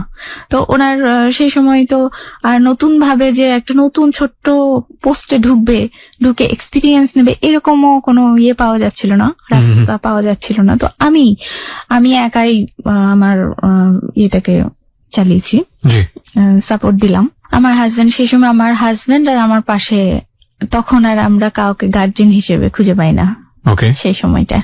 তা আমরা দুজনের জন্য সেই সময়। তো এই সময়টাই আমাদের খারাপ সময় গেলেও আমরা দুজনকে অনেক কাছে থেকে চিনেছি। আমাদের আর্থিক সমস্যা হয়েছে, কিন্তু আমরা মানসিক ভাবে আবার আরো বেশি মজবুত হয়েছি দুজনের প্রতি। আমার হাজবেন্ড তো খুব মানসিক ভাবে ভেঙে পড়েছিল, কিন্তু আমি জব করে সে তো আমার চাইতে 10 বছরের বড়, তো সেইখানটায় তাকে একটা সম্মান বোধ তার প্রতি ছিল। জব করছি, স্যালারি পাচ্ছি, স্যালারিটা পেলে আমার কাছে নিজের কাছে না রেখে আমি আমার হাজবেন্ডকে দিয়ে দিতাম পুরোটাই। কিন্তু উনি নিতে চাইতো না প্রথমে, যে না তোমার কাছে এরকম। ফার্স্ট স্যালারি যেটা আমি হাতে পেলাম, সেটা আমি নিয়ে এসে পুরোটাই আমি তার হাতে তুলে দিয়েছি। তো মানে এটা কেন করলেন আপনি? না করলেও তো পারতেন। হ্যাঁ, না করলেও পারতাম, কিন্তু আমি চাচ্ছিলাম যে তার যেন সম্মান বোধ, তার প্রতি যে আমার সম্মান বোধ, এই জিনিসটা যেন সে অনুভব করতে পারে। তারপর প্রথম স্যালারিটা ওর হাতে দেওয়ার পরে সে অনেক অনেক খুশি হয়েছিল যে আমি এটা করেছি। এরপরে ও নিতে না চাইলেও আমি জোর করে দিতাম, এবং অনেক সময় বোঝাতাম না এই জিনিসটা, যে আমি তাকে এইটার জন্য দিচ্ছি, যাতে সে মন খারাপ না করে, যাতে সে এটা আমার কাছে যেন তাকে 100 টাকা তার লাগবে, তাকে আমার কাছে যেন চাইতে না হয়। আপনার হাজবেন্ডের মাথায় কাজ করতো না কিভাবে আর্ন করা যায়, একটা টেনশন? হ্যাঁ, উনি তো ওনার সাইড থেকে চেষ্টা করতোই, কিন্তু সেই সময় পারছিল না। প্রায় 3 বছর যাবত আমাদেরকে, মানে আমি যেহেতু অসুস্থ হয়ে গেলাম, তো আমার অসুস্থতার কারণে হয়তোবা ফ্যামিলি থেকে হয়তো আস্তে আস্তে সরে যাওয়ার চেষ্টা করছিল। আবার রবিও যেহেতু পুরোপুরি লস খেয়ে গেল থেকে বিজনেসে, তো কে আর এভাবে মানি দিয়ে তো কেউ হেল্প করতে চায় না। আমার হাজবেন্ড আবার এক পর্যায়ে জব পাই, একটা ফ্যাক্টরিতে ম্যানেজার জব পাই। তো তারপর দুজন তো আবার ব্যস্ত হয়ে গেল। আর এই সময় দুজন ব্যস্ত ছিলাম, কিন্তু তারপরেও দেখা যায় দুজনকে অনেক হেল্প করি। আমার হাজবেন্ড ওই দিক থেকে আমাকে অনেক হেল্প করে, যে বাসায় এসে সে আমাকে রান্না বান্নায় হেল্প করেছে। এতটাই হেল্প করে। কিন্তু আমার শারীরিক প্রবলেমটাও কিন্তু ওই দিক থেকে আবার বাড়ছে। আচ্ছা আচ্ছা। হ্যাঁ, তো এখন ওই সময়টাই ডাক্তার অ্যাডভাইস করলো যে টেস্ট টিউব বেবির দিকে যাওয়ার জন্য। কিন্তু এমন একটা সময়ে ডাক্তার অ্যাডভাইস করলো, এই সময় আমাদের আবার মানে মানি প্রবলেমটা এসে গেল। কারণ টেস্ট টিউব বেবি ট্রিটমেন্ট করতে তো অনেক টাকা খরচ, সেটা তো আমাদের পক্ষে সম্ভব নাই। তখন আমরা ওই মেডিসিন দিয়েই আমরা কাজ চালাচ্ছিলাম যে না, টেস্ট টিউবের ওই এটা এখনই আমরা যেতে পারবো না, তো মেডিসিন দিয়েই যতখানি সুস্থ থাকা যায় সেটারই আমরা চেষ্টা করছিলাম। তো এর মধ্যে একবার হঠাৎ করে আমার একটু ওই অফিসের মধ্যে এসি আর বাইরে একটা ওয়েদার, দুটো মিলেই একবার হঠাৎ করে টাইফয়েড হয়ে গেল আমার। তো টাইফয়েড হওয়ার পরে ডাক্তার বলল যে তোমার কি অ্যাজমা আছে কিনা। তো আমি বললাম যে না, নেই। তখন ডাক্তার বলল যে একটু সাবধানে থাকতে হবে, না হলে সম্ভবত অ্যাজমা হতে পারে তোমার। এটা বলাও শেষ, আর একটু ক্রনিক অ্যাজমার মতো সিমটমও দেখা গেল মানে টাইফয়েডটার পরেই। তখন তো কি যে ওই শ্লেষা জমে যেত বুকে, নাকে। তো এই মুহূর্তটাই তখন মানে রবি কি করবে ভেবে পাচ্ছে না। তারপর তাড়াতাড়ি করে মধু আর গরম পানি করে নিয়ে এসে তাড়াতাড়ি আমাকে খাওয়ানোর চেষ্টা করছিল, কিন্তু গলা বন্ধ থাকার জন্য ওইটাও আবার যাচ্ছিল না গলার ভেতরে। তখন দেখলাম যে সে আমাকে জড়িয়ে ধরে, আমি একদম নিঃশ্বাস একেবারেই নেই, এরকম কোনোভাবেই বেরোচ্ছে না, চোখ টোক একদম কেমন হয়ে গিয়েছে, আমি সেন্সলেস হতে যাচ্ছি এরকম সিচুয়েশন। কিন্তু আমার সেন্স আছে একটু, কিন্তু এইরকম আমি এমন সময় দেখলাম যে আমার হাজবেন্ড জড়িয়ে ধরে হাওয়া করে কাটছে আমাকে, যে কি হয়ে গেল তোমার, কি হয়ে গেল এরকম। তো ওই তখন দেখলাম যে না, ও তো আমাকে অনেক ভালোবাসে।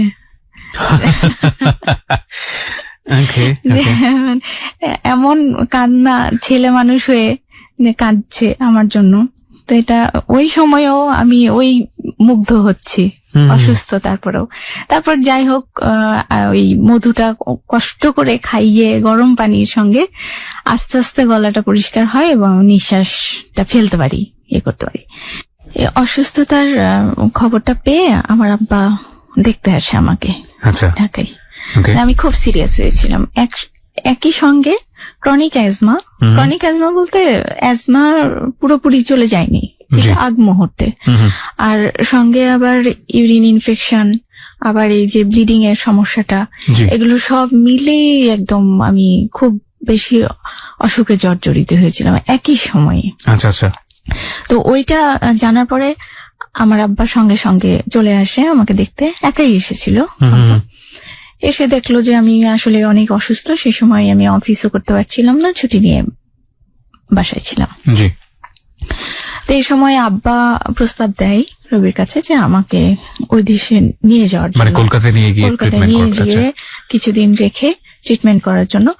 ওই দেশে আবার হোমিও ট্রিটমেন্টটা অনেক ভালো। আচ্ছা আচ্ছা। হ্যাঁ, ওই অ্যাজমার, ইউরিন ইনফেকশন এগুলোর ব্যাপারে, আর মেয়েদের ব্যাপারেও হয়, খুব বেশি কাজ করে।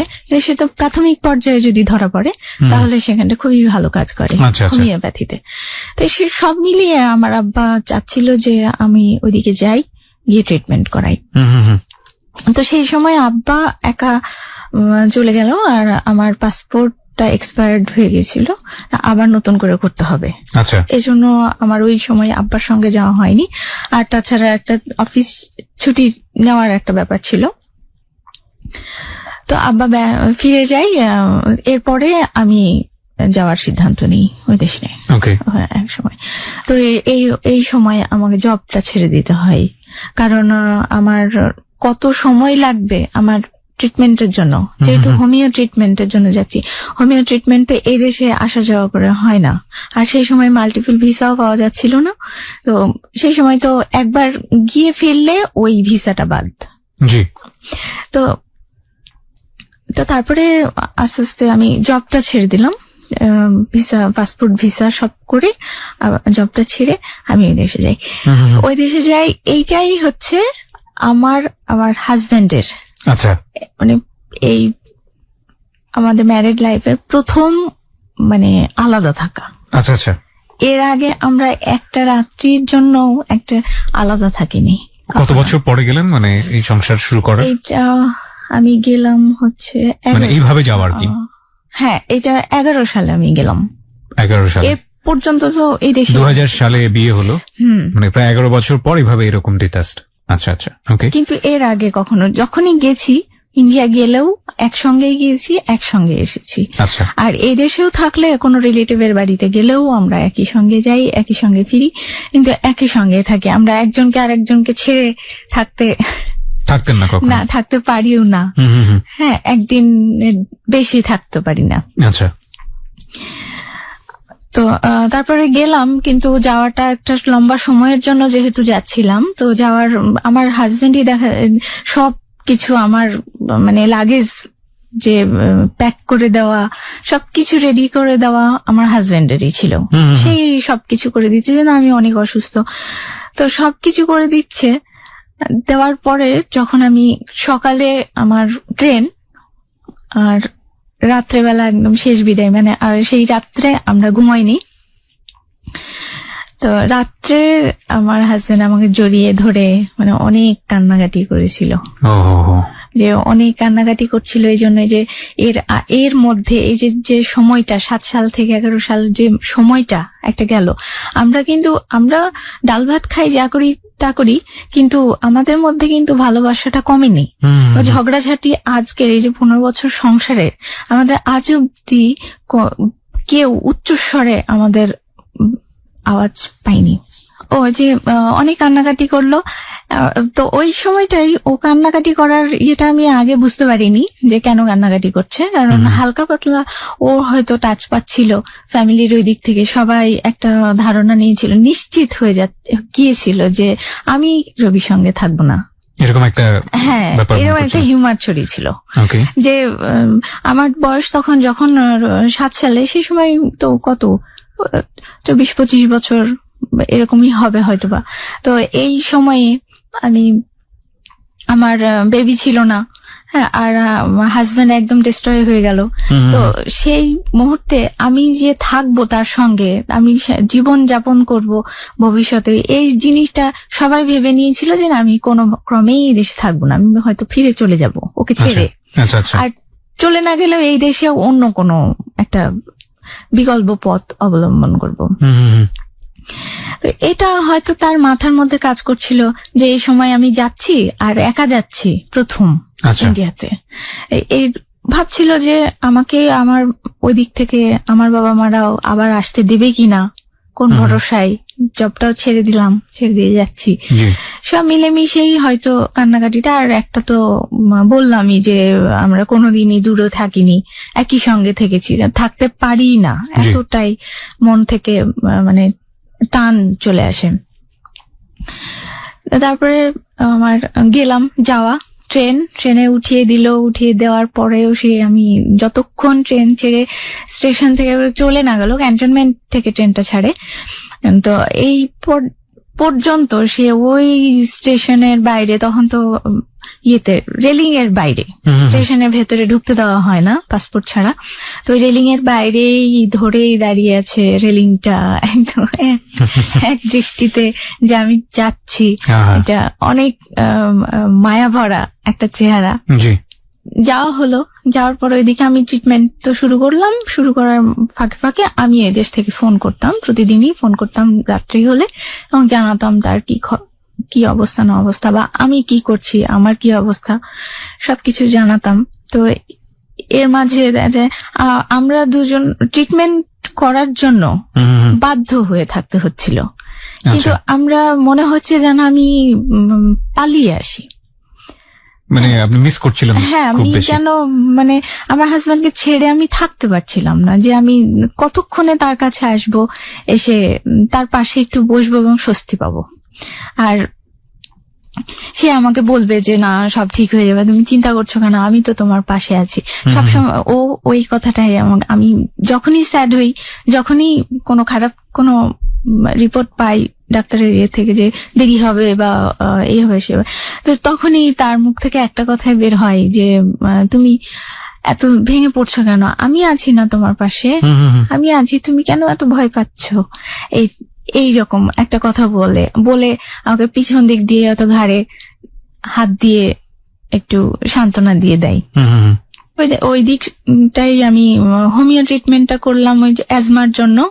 তো ওইটা আল্লাহর রহমতে আমি পুরোপুরি সুস্থ বোধ করি এখনো পর্যন্ত।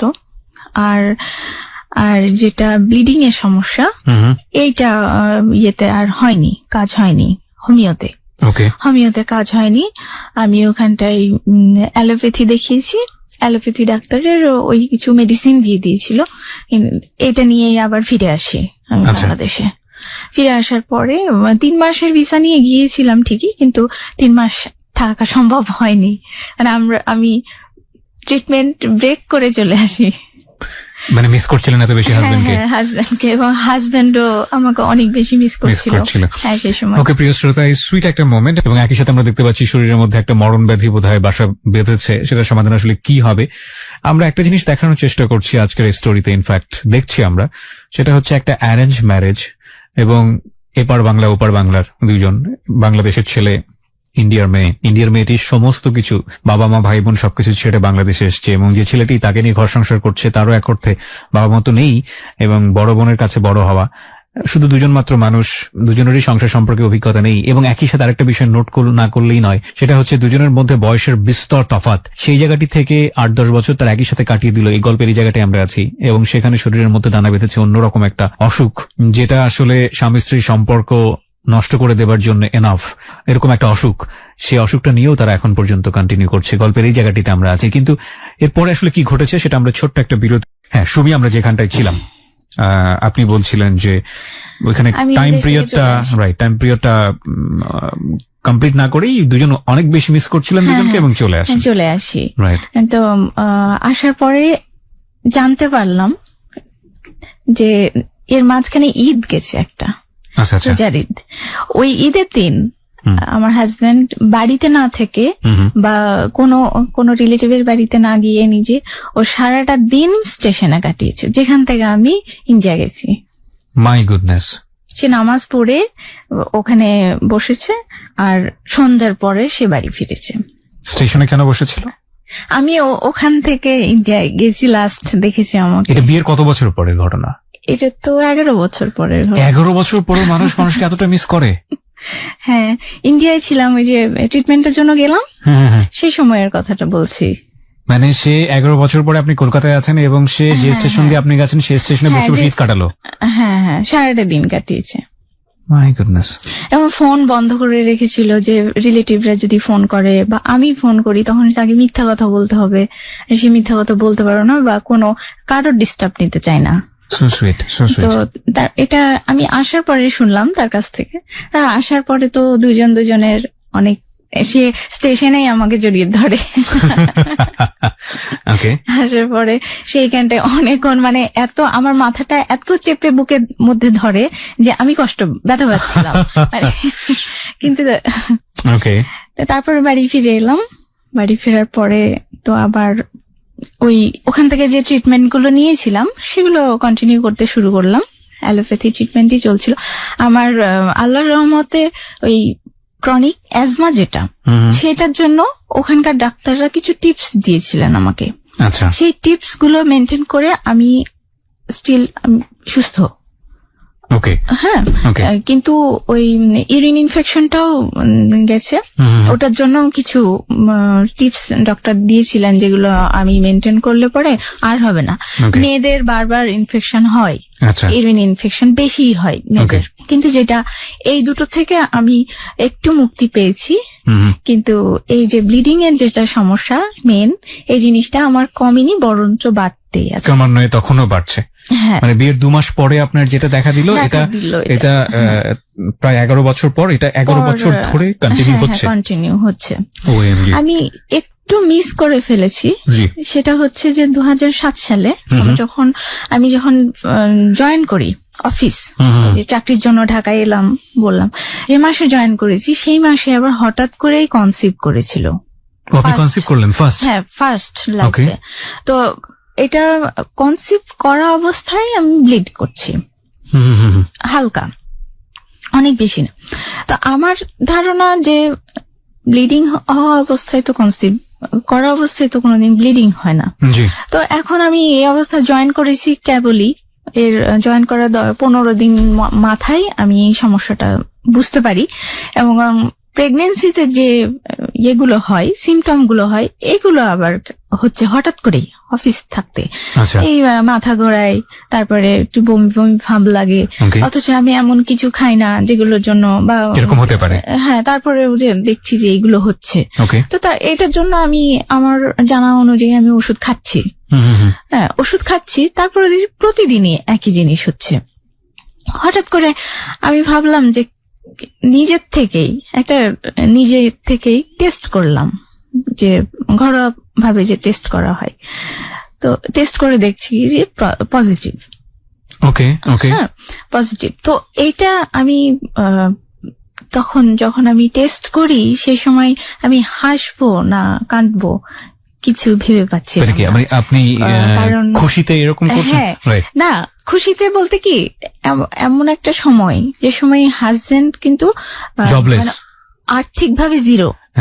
আমি সে মাসে প্রথম জয়েন করলাম, 15 দিন হলো মাত্র জব জয়েন করা, আর এইটাই হচ্ছে একটা সোর্স আমাদের। আপনি যদি সেই সময়টাতে বেবি বড় হতে থাকে তখন আলটিমেটলি আপনার জবটা ছেড়ে দিতে হবে। চলে যাবে। আর প্রাইভেট জব, ওটা তো প্রাইভেটে তো আর একই সাথে আনন্দের একই সাথে দুঃখের টেনশনের খবর। হ্যাঁ, এখন এটা কিভাবে আমি নেব আমি নিজেও বুঝতে পারছিলাম না। এখন কনসিভ করার ব্যাপারটা আমি আর বলতে পারছি না আমার হাজবেন্ডের কাছে। এক তো জবের দিকটা আছে, তারপরে আবার ওর বেবিটা আমরা রাখতে পারবো কিনা, আবার ওই দিকটাই এত বড় একটা খুশির ব্যাপার আমার হাজবেন্ডের জন্য বিশেষভাবে। তো এখন আমি একদিন পরের দিন বিকেলবেলা ছুটি ছিল, তো সেই দিন আমি নিজে থেকে বললাম যে আমরা আজকে একটু ঘুরতে যাব সংসদ ভবনের ওই দিকটাই। তো বললো আচ্ছা ঠিক আছে চলো। হ্যাঁ, সবসময় সে চেষ্টা করতো যে আমি কোনটাতে খুশি থাকবো।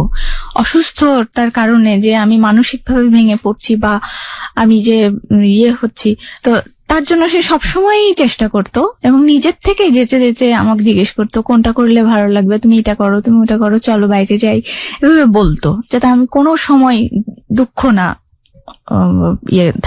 না থাকি। তো আমি সেদিন নিজেই বলছি যে চলো আমরা একটু সংসদ ভবনের দিকে যাই বেড়াতে আজকে। বলে হ্যাঁ চলো যাই।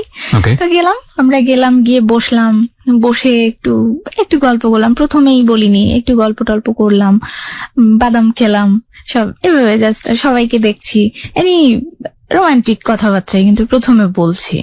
বলার পরে এক পর্যায়ে আমি বললাম যে এরকম একটা আজকে আমার এখানটায় আসার উদ্দেশ্যটা অন্যরকম। হ্যাঁ, তা আমি যে কথাটা বলতে চাই সেটা আমি বাড়িতে বলতে পারছিলাম না, যার জন্য আমি তোমাকে এখানে নিয়ে এসেছি। হ্যাঁ, এটা তো পরে বললো কি বলো, তারপরে বললাম যে এরকম আমি কনসিভ করেছি। হ্যাঁ, তো উনি তো শুধুই উনি সাইলেন্ট হয়ে গেলেন, আর বড় বড় নিঃশ্বাস পড়ছে, মানে মুখে কোনো কিছু বলতে পারছে না যে কি বলবে এরকম। তারপরে যাই হোক আমাকে আবার জড়িয়ে ধরে কিছুক্ষণ জড়িয়ে ধরে পিঠে হাত বুলিয়ে যেটা বুঝতাম যে আপনার সাথে কখনো কখনো প্যারেন্ট যেভাবে গাইড করে ওই রকম একটা স্নেহ তার ছিল সবসময়, কিন্তু বয়সের একটা বড় গ্যাপ। আবার আগে আমি ছোট বোন হিসেবে পরিচিত হয়েছিলাম, সো একদম ছোটবেলায় যেটা আপনি বলছিলেন, সো ওই মমতাটাও আছে আপনার প্রতি। মমতাটাই বেশি সবসময় কাজ করে। আর এর জন্যই আমি তাকে প্রশ্ন করি, সে কখনো উত্তর দেয় না। আজ অব্দি উত্তরটা পাইনি। যে আমি প্রশ্ন করি এটাই যে আমি যদি শুধু তোমার বউ হতাম তাহলে হয়তো তুমি আমার সঙ্গে অন্যরকম ভাবে ট্রিট করতে। আমি যেহেতু ছোট বোনের মতন প্রথমে দেখেছো, এই জন্য তুমি আমাকে বকাবকি করতে পারো না, তাই না?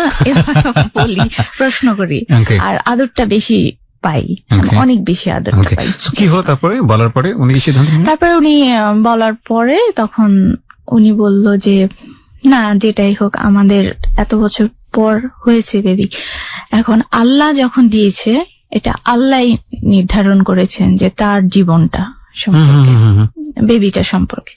তো আমরা তো কখনো এই জিনিসটা মাথাতেই আনছি না যে আমরা মানে বেবিটাকে নষ্ট করে ফেলবো, এটা আমরা মাথাতে আনছি না কখনো দুজনের মধ্যে। কিন্তু আমাদের মাথায় দুজনেরই একই চিন্তা যে আমরা কিভাবে সামনের দিকে এগোবো।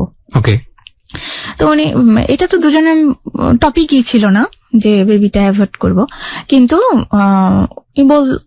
উনি বললো যে এখন বেবি দিয়েছে, এটা তো অনেক খুশির খবর, কিন্তু এখন এই মুহূর্তে কিভাবে খুশি হব আমি নিজেও বুঝে উঠতে পারছি না, যেহেতু আমি জিরো।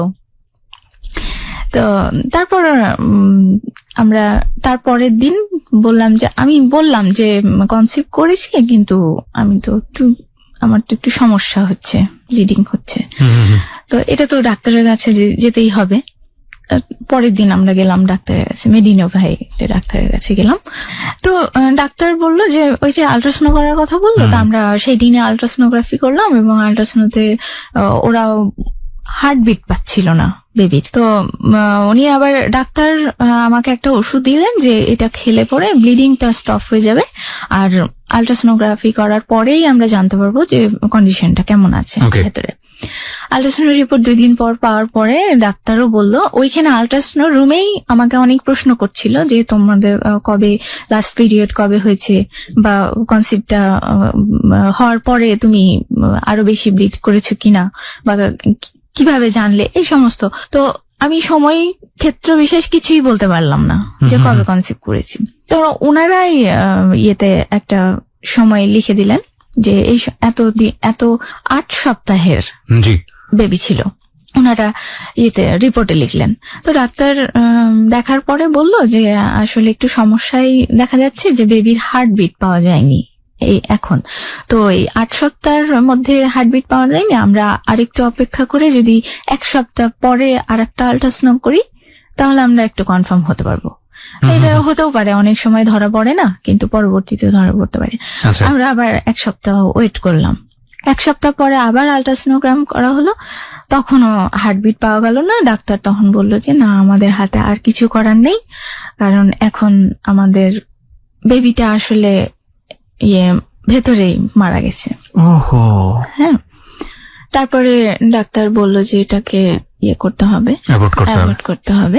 তো আমরা ডাক্তারের কথা অনুযায়ী আমরা ভর্তি হই, অ্যাডমিশন নিই, এবং ওইটা করেছিলাম যে ছুটি মাঝখানে 2 দিন ছুটি ছিল কোনো কারণবশত আমাদের অফিসে। আমি কিন্তু ছুটি নিইনি এক্সট্রা ভাবে এইটার জন্য। তো ওই ছুটি 2 দিন ছুটি পেলাম। এই ছুটি 2 দিনের মধ্যে আমি ভর্তি হলাম। ভর্তি হয়ে আমার অ্যাবর্শন করা হলো। এরপরে আমার আব্বা একদিন ফোন করে আমার হাজবেন্ডের কাছে যে সুমিকে এইদিকে পাঠিয়ে দাও ইন্ডিয়াতে। আচ্ছা আচ্ছা, এর বেশ কিছুদিন পরের কথা বলছি। কেন পাঠিয়ে দিতে বলে? কেন পাঠিয়ে দিতে বললেন আমি জানি না, এটা সেই মুহূর্তে আমি জানি না। আমার হাজবেন্ডের সঙ্গে আমার আব্বার ওভার ফোন কথা, হ্যাঁ, কিন্তু আমি জানতাম না সে সময়। তো উনি বলে যে ওকে পাঠিয়ে দাও, অসুস্থ থাকছে, এটা থাকছে, সেটা এভাবে বলে বাড়িয়েছে। তো ওদের সঙ্গে, আমার আব্বার সঙ্গে আমার হাজবেন্ডের বেশ অনেকক্ষণই নাকি কথাবার্তা হয় এগুলো। তো আমার হাজবেন্ড এক পর্যায়ে বুঝতে পারে যে আমার আব্বা আমাকে একেবারেই নিয়ে যাওয়ার কথা বলছে, যে এদেশে থাকতে দেবে না, আমাকে এত মানে স্ট্রাগল করতে হচ্ছে, বা রবির কিছু রইল না এখন আর এগুলো মিলে। তো তারপরে রবি তখন আমার আব্বাকে বলেছে যে যদি সুমি নিজে মুখে আমার কাছে বলে যে আমি যাব, আমি ওই দেশে চলে যেতে চাই, তাহলে আমি নিজে রেখে আসবো তাকে। আমার হাজবেন্ড আমার আব্বাকে বলেছিল, কিন্তু আমি তো যাবই না, এখানেই থাকবো তার সঙ্গে। এরপরে এইভাবে চলতে থাকলো, চলতে চলতে এখন এর মধ্যে একটা সময় আমার ননদ আর নন্দাই ওনারা আসে ঢাকায়, তো আমরা ওনাদের সঙ্গে দেখা করতে যাই। দেখা করতে গেলে সবাই ছিল বসে, সবাই মানে আরো রিলেটিভরা অনেকজন মিলে বসে, রবিও ছিল পাশে। এর মধ্যে উনি নন্দাই উনি হুট করে, ওনার মজা করার খুব অভ্যাস আছে ঠিকই, কিন্তু ওই সময় মনে হচ্ছিল আমার কাছে যে উনি সিরিয়াস। তো উনি আমাকে হঠাৎ করে বললো যে বেবি দেওয়ার ব্যাপারটা, এদিকটায় তো মানে তুমি ওই পার্টটা তো ক্লোজ করে ফেলেছো তাই না, আমাকে জিজ্ঞেস করলো। তো আমি ভাবছিলাম মজাই করছে, তো আমি বললাম যে হ্যাঁ বললাম। তো তারপরে বললো যে রবিকে তুমি একটা, ঢাকায় তো অনেক কোটিপতি আছে, বড় লোক, তোমরা তো বিভিন্ন জায়গায় থাকছো, তাহলে সেগুলো জায়গায় গিয়ে একটা বড় লোক বাড়িওয়ালাদের মেয়ে থাকে, তাদের সঙ্গে তোমার রবির কে তাহলে বিয়ে দিয়ে দাও। প্রথমে তাহলে বিয়ে দিয়ে দাও এটা বললেন। মানে কি, মানে রবির জন্য এরকম কেউ একজন সম্পদ নিয়ে বসে আছে যে এরকম আপনি বলবেন আর রবিকে বিয়ে করে ফেলবে? হ্যাঁ, উনি এটার পরে কি হলো, মানে আপনি এরপরে আপনি কি করলেন? উনি এটা আমাকে বললো, রবি কিন্তু পাশে বসা ছিল। তো ও সাইলেন্ট, মানে সবাই যারা বসে আছে সবাই কিন্তু আমাদের গার্জিয়ান টাইপের লোকজন, তাদের সামনে আমিও মুখ খুলতে পারছি না, আমি ওইভাবে মুখ খুলিও না, বড়দের কাছে বেয়াদবি মনে করি।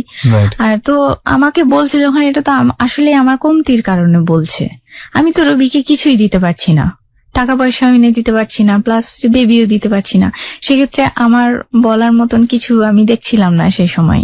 যে তারপর তখন উনি এই কথা বলার পরে আমি কিছু বললাম না, তখন আমার ননদ আবার সাপোর্ট করলো নন্দাইকে, বললো যে হ্যাঁ, অনেক সময় আবার দ্বিতীয় বিয়ে করলে প্রথমটারও বেবি হয়ে যায়। সেটা তো চুপ করেই থাকলাম। আর আরেকজন আমাদের আপা হয়, উনি আবার বলল যে না বাবা না, রবি তুমি এই জায়গায় ঠিক আছো, এই একটা নিয়ে আছো, একটা নিয়েই থাকো, অনেক শান্তিতে আছো, অনেক সুখে আছো, এটাই থাক। আর দ্বিতীয় তৃতীয় টেনে জীবনে অশান্তি আনার কোনো দরকার নাই। বেবি টেবি না হলেও ওই আল্লাহ দিলে এখানেই হবে, না হলে এই সন্তুষ্ট থাকো। উনি আবার এই কথাটা বললেন। তো এইখানটা এভাবে গেল। এখন আমার আব্বা মা ওরা টেকনিক্যালি আমাকে নিয়ে চলে যেতে চাচ্ছে একা, কিন্তু আমার হাজবেন্ডকে নেবে না। এটার যুক্তিটা এটা হতে পারে যে আমার তো বেবি হয়নি, প্লাস আমার হাজবেন্ডেরও আর আর্থিক ভাবে সে এখনো সচ্ছল হতে পারেনি ভাবে যে আমাকে যে মানে নিরাপত্তা দেবে, এরকমটা কিছু করতে পারেনি। তো এবার আমাকে যদি আমার বাবা মা একা নিয়ে নেয়, তো সেক্ষেত্রে তো ওনারা হয়তো আমাকে অন্য কিছু প্ল্যান করতে পারে, কোথাও বিয়ে দিয়ে দেওয়া বা এরকম কোনো কিছু, অন্য কিছু বিয়ে দিতে পারে, অথবা নিজে আমি পড়াশোনা করেছি সেখানে, ওনারা নিজেরাও ভেতর থেকে এক ধরনের গিল্টি ফিল করছে কিনা যে আমার মেয়ে তো ওই সংসারে সেই অর্থে তেমন, যেটা আপনি চিন্তা করছিলেন যে বেবি দিতে পারেনি বা সুখী করতে পারেনি। হ্যাঁ, এটা হতে পারে।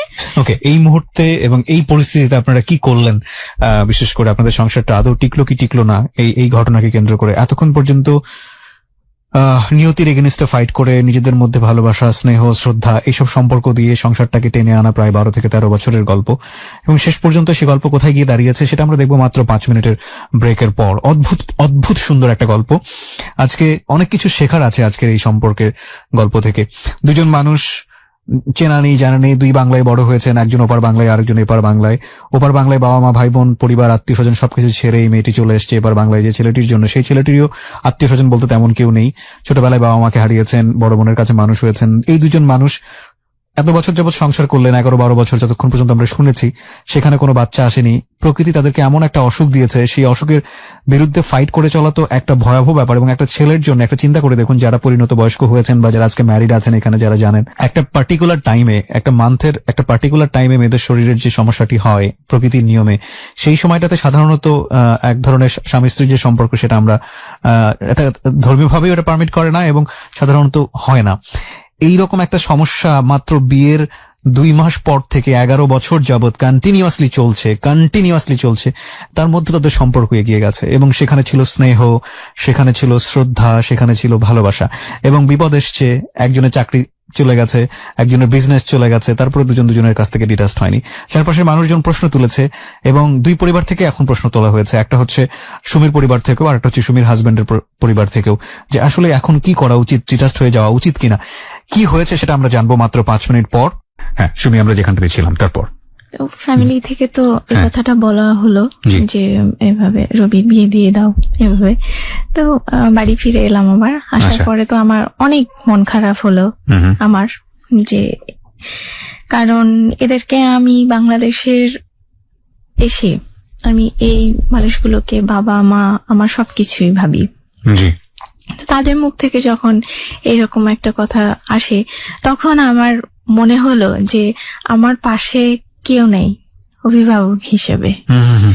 হ্যাঁ, কিন্তু এদের জন্য যেভাবে রবি আমাকে বিয়ের রাত্রে বলেছিল যে এরা আমার মা বাবা সবকিছু, তো তুমি আমি আমার তরফ থেকে তাদের কোনো কমতি রাখিনি এবং তাদের মধ্যে থেকে আমি কখনো কমপ্লেন পাইনি জি। যে আমার ব্যাপারে কোনো অভিযোগ আসেনি। রবির তরফ থেকে কথা হলো যে তোমাকে বাদ দিয়ে তো আমি সুখ বলতে কিছু চিন্তা করতে পারি না। হুম হুম। তো আমার জীবনে আল্লাহ তোমার সাথে যা রেখেছে আমি এতেই সন্তুষ্ট, আমি এতেই সুখী। তো আমি আমার হাজবেন্ডকে ছাড়া মানে চিন্তা করতে পারি না কিছু, বা তাকে এক মুহূর্তেও ছেড়ে থাকতে পারি না। আবার সেও তাই, তার তরফ থেকেও তাই। তো এখন ওই আমার ব্লিডিং এর সমস্যাটা বাড়তে বাড়তে বাড়তে এখন আমার ওষুধে আর কাজ করছে না। এটা কি আপনার প্রেজেন্ট সিচুয়েশন? হ্যাঁ, প্রেজেন্ট সিচুয়েশন। ডক্টর কি বলছে? ডক্টর বলছেন যে ব্লিডিংটা বন্ধ কেন হচ্ছে না, বা ডাক্তাররাই বুঝে উঠতে পারছে না এটা। ওকে। তো আর এর মধ্যে 13 সালে আমার একবার অপারেশন করা হয়েছে। ওকে। 13 সালে সেপ্টেম্বরে অপারেশন করা হয়েছিল। ওখানটায় প্রায় 8টা মতো বড় বড় টিউমার বের করা হয়েছে ইউটেরাস থেকে। হ্যাঁ। আচ্ছা। তো সেই জিনিসটা এখানে আমি যে লং টাইম ট্রিটমেন্ট করছি, হ্যাঁ, আলট্রাসোনো প্রতি 6 মাস পর, প্রতি 1 বছর পর আমি আলট্রাসোনোগ্রাফি করাই, নিজের থেকেই যাই আলট্রাসোনো করতে, ডক্টরকে না দেখিয়েও। তো তারপরেও কখনোই ধরা পড়ে না যে ইউটেরাসে টিউমার হয়েছে। সবসময় ধরা পড়ে যে ওভারিতে সিস্ট হয়েছে, পলিসিস্টিক চেঞ্জ, না হলে ওভারি সিস্ট হয়েছে, এগুলো ধরা পড়ে।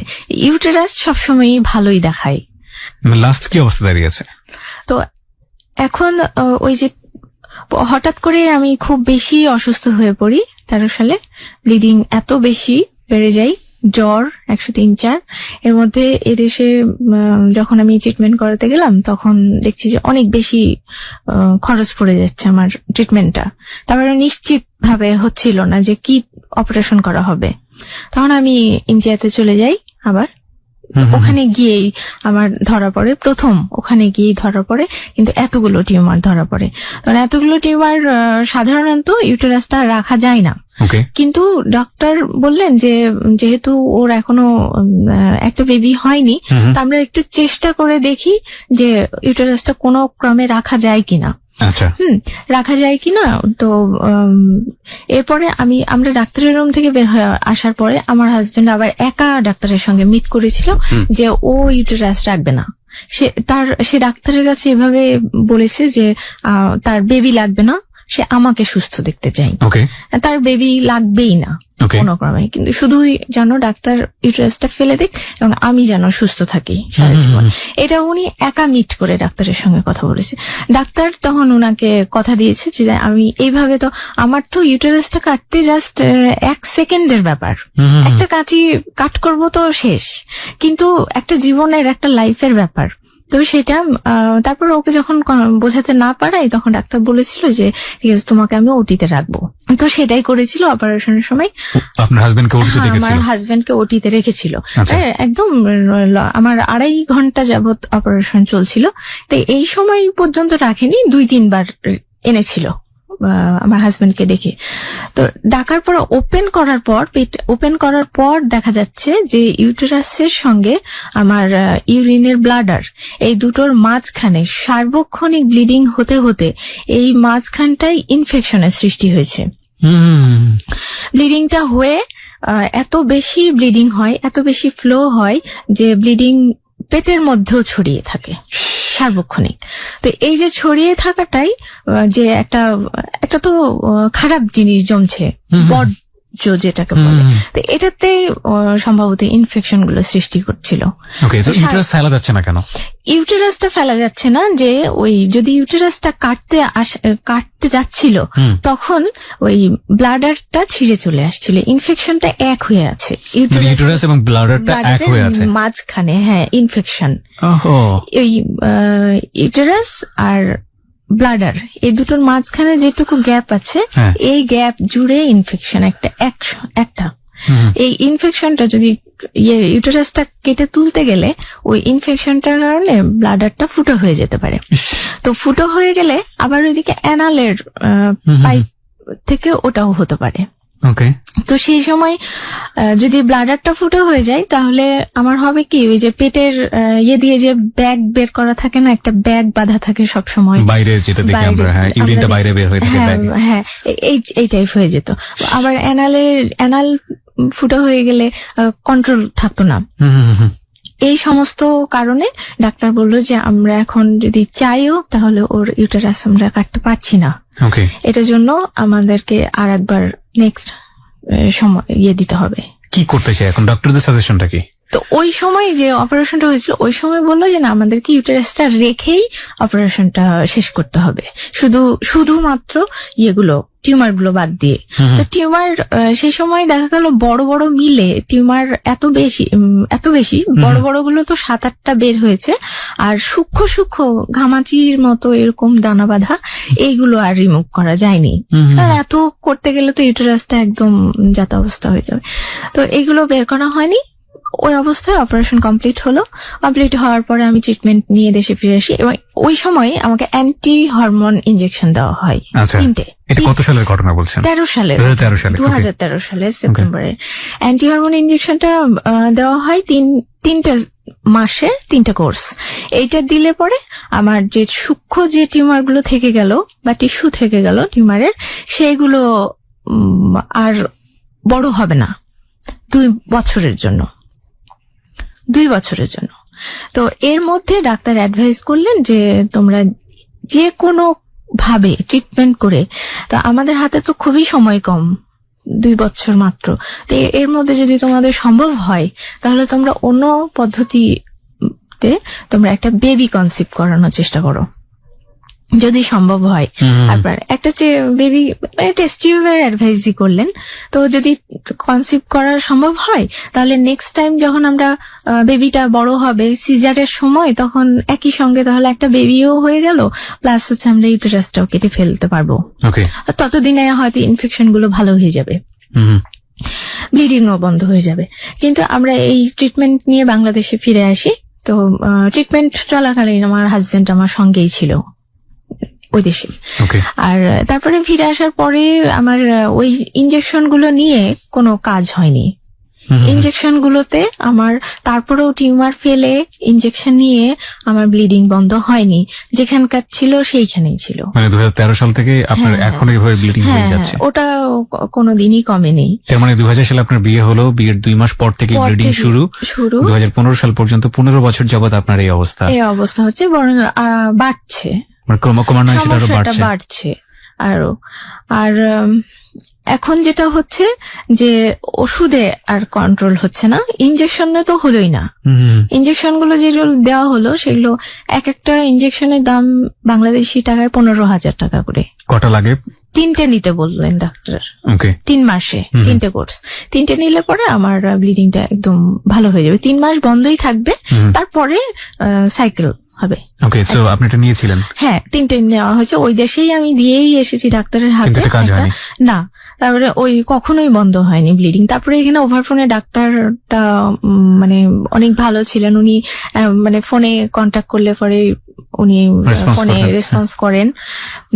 উনি যদি আমি কোনো সমস্যা বলি যে আমার এখন এই সমস্যাটা হচ্ছে, উনি তখন আমাকে বলেন যে তুমি কোনো ফার্মেসিতে যাও পাশের।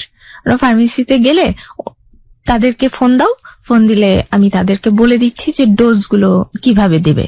কারণ আচ্ছা। ইন্ডিয়ান ওষুধের ডোজ আর বাংলাদেশি ওষুধের ডোজ তো একরকম একরকম হয় না। তো সেই ক্ষেত্রে উনি ডোজগুলো মানে অ্যাডজাস্ট করে দেবে, সেটা তো আমার পক্ষে বলা সম্ভব হবে না। তো আমি এটাই করতাম, এইভাবে ট্রিটমেন্ট। এখন কি আপনি কোনো ফিজিশিয়ানের আন্ডারে আছেন? হ্যাঁ, হ্যাঁ, এই মুহূর্তে আছি হচ্ছে টিএ চৌধুরীর অ্যাসিস্ট্যান্ট প্রফেসর। সো আপনি এই ধরনের ট্রিটমেন্ট আপনার সামহাও এখনো হচ্ছে, হ্যাঁ, এবং same. এক ধরনের ওষুধ আপনাকে নিতে হয় নিশ্চয়ই কন্ট্রোলে রাখার জন্য। কন্ট্রোলে রাখার, কিন্তু ওষুধটা আর কাজ করছে না, ওষুধটায় আর কন্ট্রোল। এখন ডক্টর কি বলছে, আপনাকে কি করতে বলছে?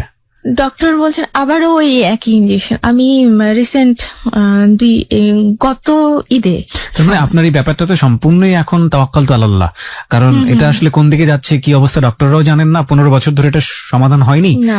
আর ট্রিটমেন্ট করে ইউটেরাস যে ফেলে দেবে সেই সিচুয়েশনও নাই। তো তার মানে এটা আসলে কোন দিকে যাবে কি হবে না হবে একমাত্র আল্লাহ পাকই ভালো জানেন। আল্লাহ পাকি ভালো যাবেন। আবার একটা জিনিস, যে যা অ্যাডভাইস করে আমাকে, আমি সেটাই দৌড়াই।